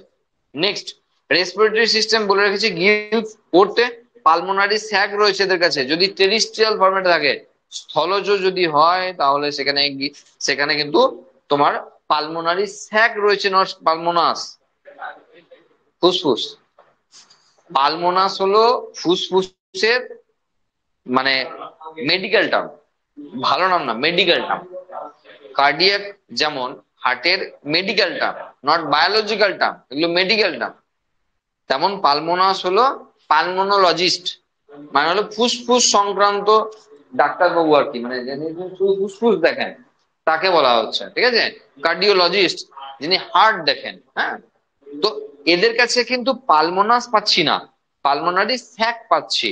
মানে এই প্রথম ফুসফুসের মতো কিছু দেখা যাচ্ছে, কিছু খবর পাচ্ছি, ফুসফুসের খবর পাচ্ছি, আসবে পরে আস্তে আস্তে। সার্কুলেটরি সিস্টেম আবার open type, sorry Mollusca, Mollusca close type, এটা ভুল আছে। এটা মোলাস্কাটা ঠিক করে নেবে, মোলাস্কা ক্লোজ টাইপ, অ্যানিলিডাই অ্যাকচুয়ালি ক্লোজ, আর্থ্রোপোডাই ওপেন, আর তারপর মোলাস্কায় আবার ক্লোজ। ঠিক আছে, এই কারণে আমার ওপেনটাই হবে ওদের। তোমার ওয়াটার ভাস্কুলার সিস্টেম আছে ওদের, আলাদা বিষয়। ঠিক আছে, কোনো দরকার নাই, সোজা কথার দরকার নেই, আর দরকার নেই, মাথা খারাপ করো না, গুলি মারো। Annelida close, mollusca arthropoda open, mollusca close, ব্যাস তুমিও গল্প ক্লোজ করে দাও। আর সার্কুলেটরি সিস্টেমের কথাই আনবে না, কাউকে মনে রাখার দরকার নেই, আর তো আসবেই না। শুধু এই তিনটে গ্রুপ যেহেতু একটা কন্ট্রোভার্সিয়াল ব্যাপারে আছে, সেই জন্য এই জায়গাটাই শুধুমাত্র ইম্পর্টেন্ট। বাকি আর কোনো জায়গায় সার্কুলেটরি সিস্টেম নিয়ে কোনো কথাই আসবে না। আবার আসবে কখন, সেই মাছের কাছে আসবে, একটা অলিন্দ একটা নিলয়, আবার অ্যাম্ফিবিয়ার কাছে, সব তো ক্লোজ, ওখানে তো কোনো কথাই নেই, গর্ডারটা মানেই ক্লোজ, ওপেনের কোনো সিস্টেম নেই, দরকার নেই, দরকার নাই। যাদেরকে দরকার নাই তারা আমি ফালতু মাথা ব্যথা কেন করবো। ওকে, আচ্ছা নেক্সট দেখো, মনে রাখতে পারবে তারপর না নেবে, অত মনে থাকবে তাই। আচ্ছা, ডায়োসিয়াস এক্সটার্নাল ফার্টিলাইজেশন, যদি কোনো নতুন টার্ম পাবে তাহলে বলবে। আচ্ছা, সরি, ডায়োসিয়াস ওভিপেরাস। আচ্ছা, ভিভিপেরাস, ওভিপেরাস, ওভোভিভিপেরাস, জানি আমরা 3 রকমের টাইপ আছে। তাহলে যারা ডিম পারে তারা ওভিপেরাস, যারা বাচ্চা প্রসব করে তারা ভিভিপেরাস, আর যারা দুটোর মাঝামাঝি তারা ওভোভিভিপেরাস। যেমন হাঙর মাছে ধরো সাপোজ, হাঙর মাছের ক্ষেত্রে যদি এটা ওভারি হয়, যদি এটা ওভারি হয়, তাহলে সেখানে হাঙর মাছের ছানা যখন থাকবে তখন প্লাসেন্টাল কানেকশন থাকবে না। এটা হলো ওভোভিভিপেরাসের টাইপ, কাঙ্গারুর ক্ষেত্রে নয়। মানে অনেক সময় গুলিয়ে ফেলে ছেলেরা, ঠিক আছে, যে জায়গায় গোলানোর অপশন রয়েছে সেটা আমি আগে বাদ দিয়ে দিলাম। আচ্ছা, এটা বলে নিয়ে গেল। তাহলে এখানে এখানে আমরা যেটা ওভিপেরাসে পাচ্ছিলাম, ওভিপেরাসে পাচ্ছিলাম, সেখানে ডিম পাচ্ছে, গল্প শেষ। যেখানে ভিভিপেরাস, তার পার্থক্য হলো এখানে প্লাসেন্টাল কানেকশন আছে, এখানে প্লাসেন্টাল কানেকশনটা আছে। এটা হলো ভিভিপেরাস, যারা ম্যাচিওর বাচ্চা প্রসব করে, পাশাপাশি প্লাসেন্টাল কানেকশন ইম্পর্টেন্ট জিনিস। আর ওভোভিভিপারাস যেটা, সেটা এটা মুছে দাও, বাচ্চাই প্রসব করে কিন্তু কোনো কানেকশন নাই। তাহলে এখানে থ্রু এক্সচেঞ্জ, ইউটেরাস ইউটেরাইন ওয়ালের সঙ্গে এক্সচেঞ্জ করে, খাবার, রেচন পদার্থ, অক্সিজেন, কার্বন ডাইঅক্সাইড সবই এক্সচেঞ্জ করে। ঠিক আছে, এটা তো ব্যাপার। আচ্ছা, মোলাস্কার ক্ষেত্রে যে সার্কুলেটরি সিস্টেম সেটা ওপেনই হবে, হ্যাঁ, ওপেন টাইপই হবে, হেমিকর্ডাটা পর্যন্ত ওপেনই হবে। একমাত্র এখানে এখানে দেখো, অ্যানিলিডা, অ্যানিলিডায় ক্লোজ হবে, আর্থ্রোপোডায় ওপেন হবে, হ্যাঁ তারপরে ওপেন, মানে হেমিকর্ডাটা পর্যন্ত সব ওপেন হবে। ঠিক আছে, শুধু অ্যানিলিডা মাঝখানে ক্লোজ হবে, সরি, অ্যানিলিডা শুধু ক্লোজ হবে, বাকি সব ওপেন হবে। নন কর্ডাটা সবাই ওপেন, যতগুলো পাচ্ছি আমরা ততগুলোতে ওপেন হবে। হ্যাঁ, ঠিকই দেওয়া আছে। আচ্ছা, এবার দেখো এটা তাহলে আমি ওভোপেটাসের মানে বুঝে গেলাম, বুঝে গেছো? Development is direct or indirect, মানে কিছু কিছু ক্ষেত্রে ডাইরেক্টও আছে, মানে কোনো লার্ভাল স্টেজের ব্যাপার নেই, কাউরি কাউরি লার্ভাল স্টেজের ব্যাপার আছে। আচ্ছা, ইউনিক ফিচার্সে কি রয়েছে? আচ্ছা, ইউনিক ফিচার্স দেখতে গেলে আমাদের এখানে আসতে হবে। দেখো, বাইরের দিকে, ভিতরে তো সফট বডি, বাইরের দিকে ক্যালকেরিয়াস সেল রয়েছে, এটাকে ক্যালকেরিয়াস সেল বলা হয়। এই সেল মানে সিএলএল না, SHEL shell. Calcareous shell calcium carbonate দিয়ে তৈরি হয়, এইখান থেকে চুন টুন তৈরি হয়। ওকে, তো এর নিচে, এর নিচে ম্যান্টেল নামক একটি পর্দা থাকে। অনেকে ম্যান্টেল বলতে এই উপরে কভারিংটা ভেবে নাই, কভারিংটা তো সেল, মানে বলছি শক্ত যে ক্যালকেরিয়াস যে ব্যাপারটা ওটা তো সেল, ওর নিচে আছে ম্যান্টেল, একটা পর্দা। ম্যান্টেল হলো একটা পর্দা, যে পর্দাটা কিন্তু শুধুমাত্র ওই খোসাটার নিচে আছে তাই নয়, গোটাটা জুড়ে আছে, গোটাটা। তার কারণ এটা গোটা বডির ওভারঅল প্রোটেকশন দেয়। যেহেতু এদের সফট বডি, সেই জন্য প্রথমেই বললাম খাবার জন্য অনেকেই রেডি হয়ে থাকে। শুধু তাই নয়, এদের যাওয়া আসার পথটা একটা বিষয় রয়েছে। ধরো শামুক যে জায়গা দিয়ে যাচ্ছে, দেখবে একটা পিচ্ছিল কারক পদার্থ আছে এবং লম্বা একটা দাগও টেনে দিয়ে চলে গেছে, যেটা ঠিক জল নয় যে শুকিয়ে গেলে এবার স্পট পড়ে যায় যেদিক দিয়ে সে গেছে। কারণ এই নিচের দিকে না একটা মিউকাস গ্ল্যান্ড আছে, যেখান থেকে রেগুলারলি ও মিউকাস সিক্রেশন করায়। কারণ ঘর্ষণ ক্ষয়ে যাবে তো, ও যদি 1 কিলোমিটার এইভাবে যায় তাহলে তো সবই ক্ষয়ে যাবে ওর। সেই জন্য একটা পিচ্ছিল কারক পদার্থ দেয় যাতে ঘর্ষণ বলটা ওখানে কমে, ঘর্ষণ বলটা কমে যায়, সেই কারণের জন্য এটা দেয়।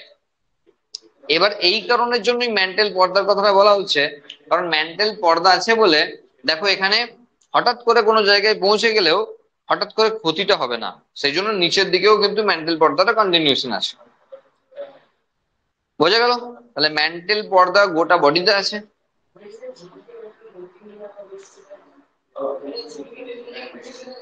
বলে দিচ্ছি, বলে দিচ্ছি, হলো। আচ্ছা, স্পেশাল ফিচার বলতে এদের মুখের কাছে র্যাডুলা বলে একটা স্ট্রাকচার আছে, এটা স্পেশাল।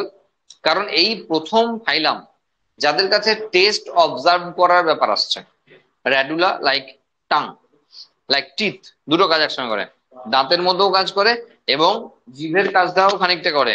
মানে এই প্রথম মেম্বার যাদের স্বাদ সম্পর্কে জ্ঞান আসছে, কোনটা ভালো কোনটা খারাপ, সেই স্বাদ গ্রহণ করার একটা ব্যাপার র্যাডুলা দিয়ে করতে পারে এবং দাঁতের কাজটাও করে। ঠিক আছে, তাহলে র্যাডুলা এখানে বলার মতো ব্যাপার রয়েছে। আর এখানে হ্যাঁ, এই যে এদের রেচন অঙ্গের যে নাম সেটা হলো অর্গান অফ বোজেনাস, মানে বোজেনাসের অর্গান বললে বোঝেনাসে হয়ে যাবে, হ্যাঁ, অর্গান অফ বোজেনাস।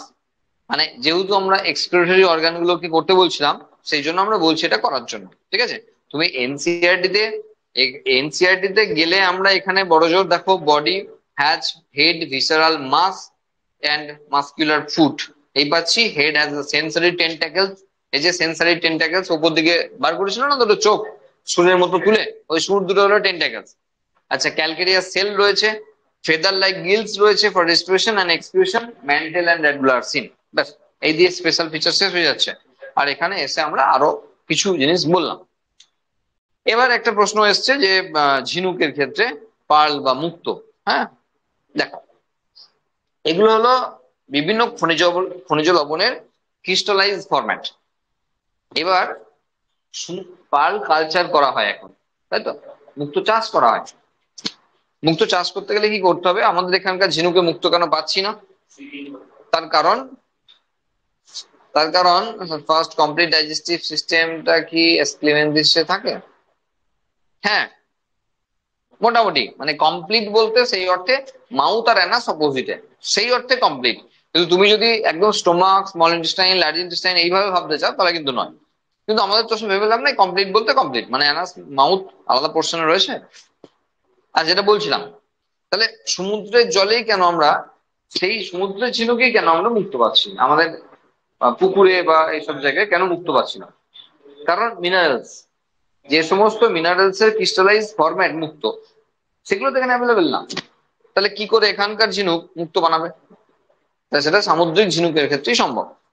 এবার যখন পার্ল কালচার করা হচ্ছে তখন সেই এনভায়রনমেন্ট ক্রিয়েট করে দেওয়া হচ্ছে, যে যে উপাদানগুলো দ্বারা মুক্তো তৈরি হয় সেগুলো জলে অ্যাড করা হয়, দিয়ে পার্ল কালচার করা হয়, এবং সেই সমস্ত প্রজাতিকে নিয়ে সেই কালচার করা হয় যাদের মধ্যে মোটামুটি বলতে পারো সেই জলের মধ্যে সামুদ্রিক এনভায়রনমেন্ট আছে, আর সেই সমস্ত প্রজাতিকে নিয়ে এসে চাষ করা হচ্ছে, তার জন্য পার্ল কালচার সম্ভব হয়।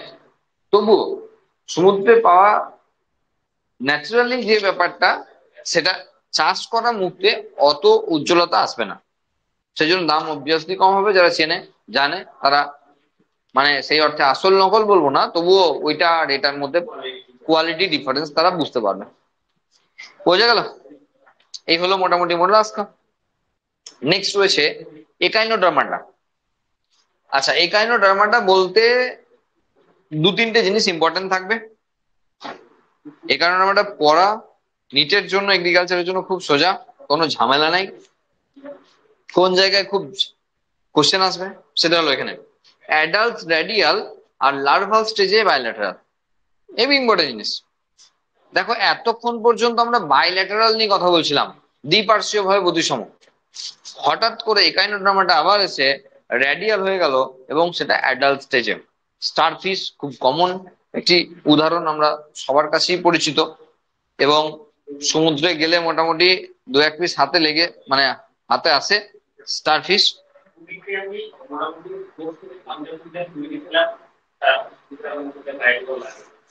দীঘাতে তো আমরা বিচে যেখানে শুয়েছিলাম সেখানেই পেয়েছি অনেক, অনেক। দীঘাতে তো এইবার গেলাম, গাদা প্রচুর পেয়েছি। হ্যাঁ, এবং সব জীবিত, মৃত না কেউ, সব জীবিত। হ্যাঁ, আচ্ছা যাই হোক, ঠিক মানুষ দেখে কাছে আসে।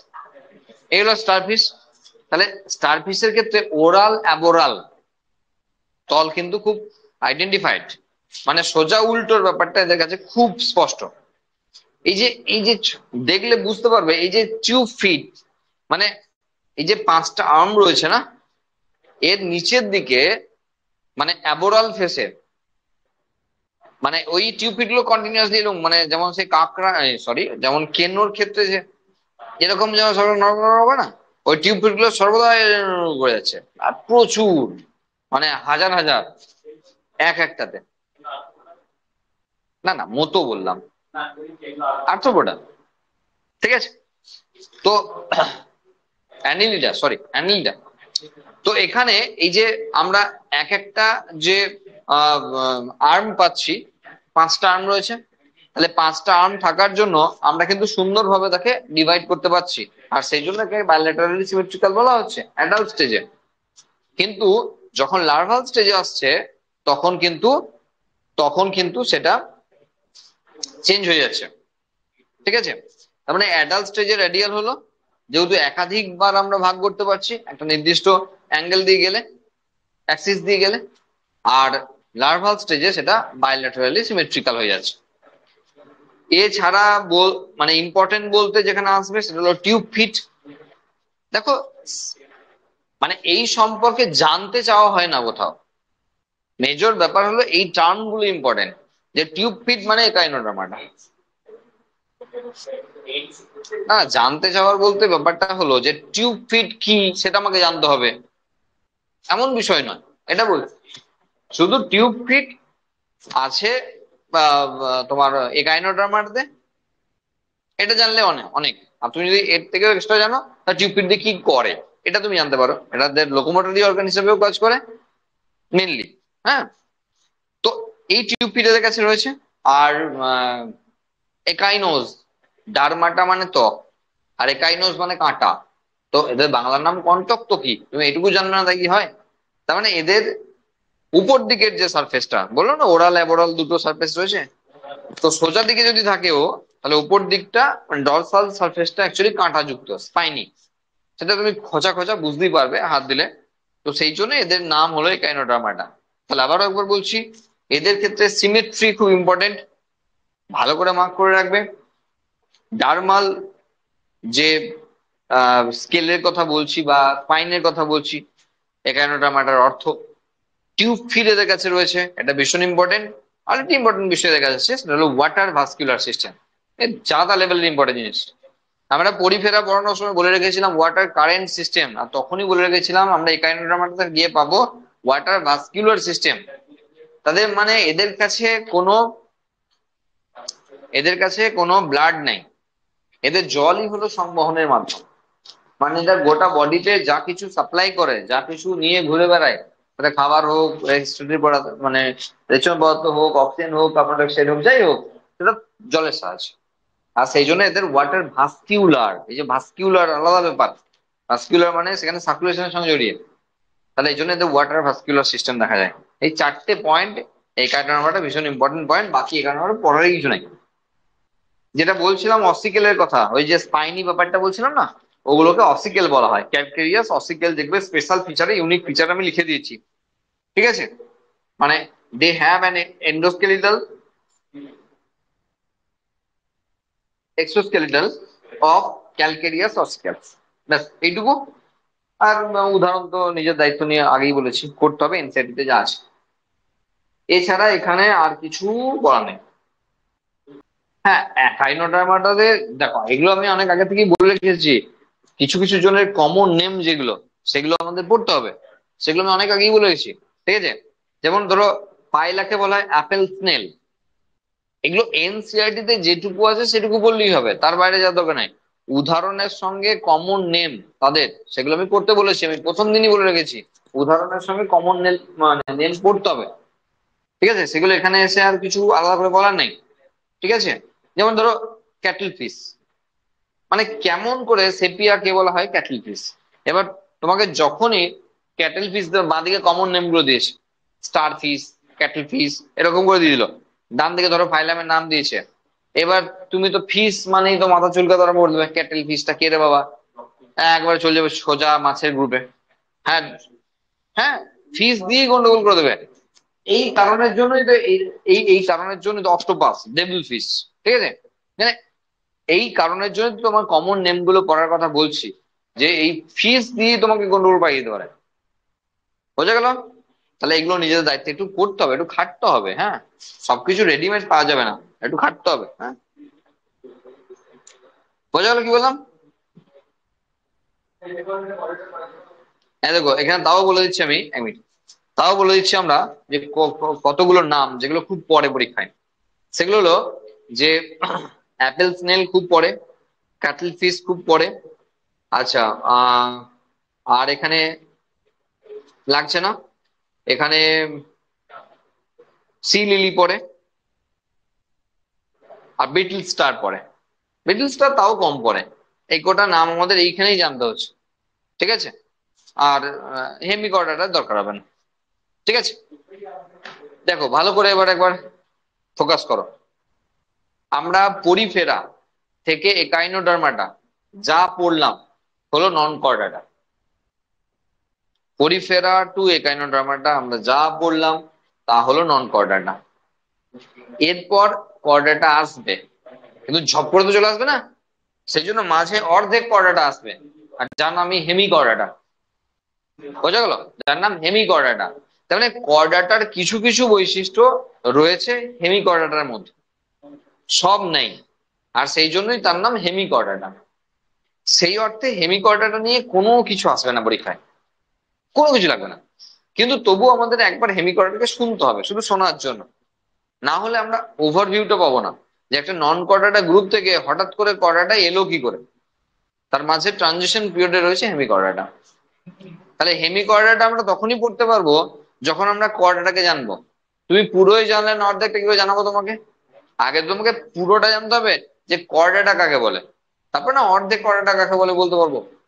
সুতরাং আগে কর্ডাটার জেনারেল ফিচার পড়তে হবে, কাকে কর্ডাটা বলা হয় সেইটুকু জানতে পারলে আমরা তখন হেমি কর্ডাটাকে নিয়ে 2 মিনিট কথা বলতে পারি।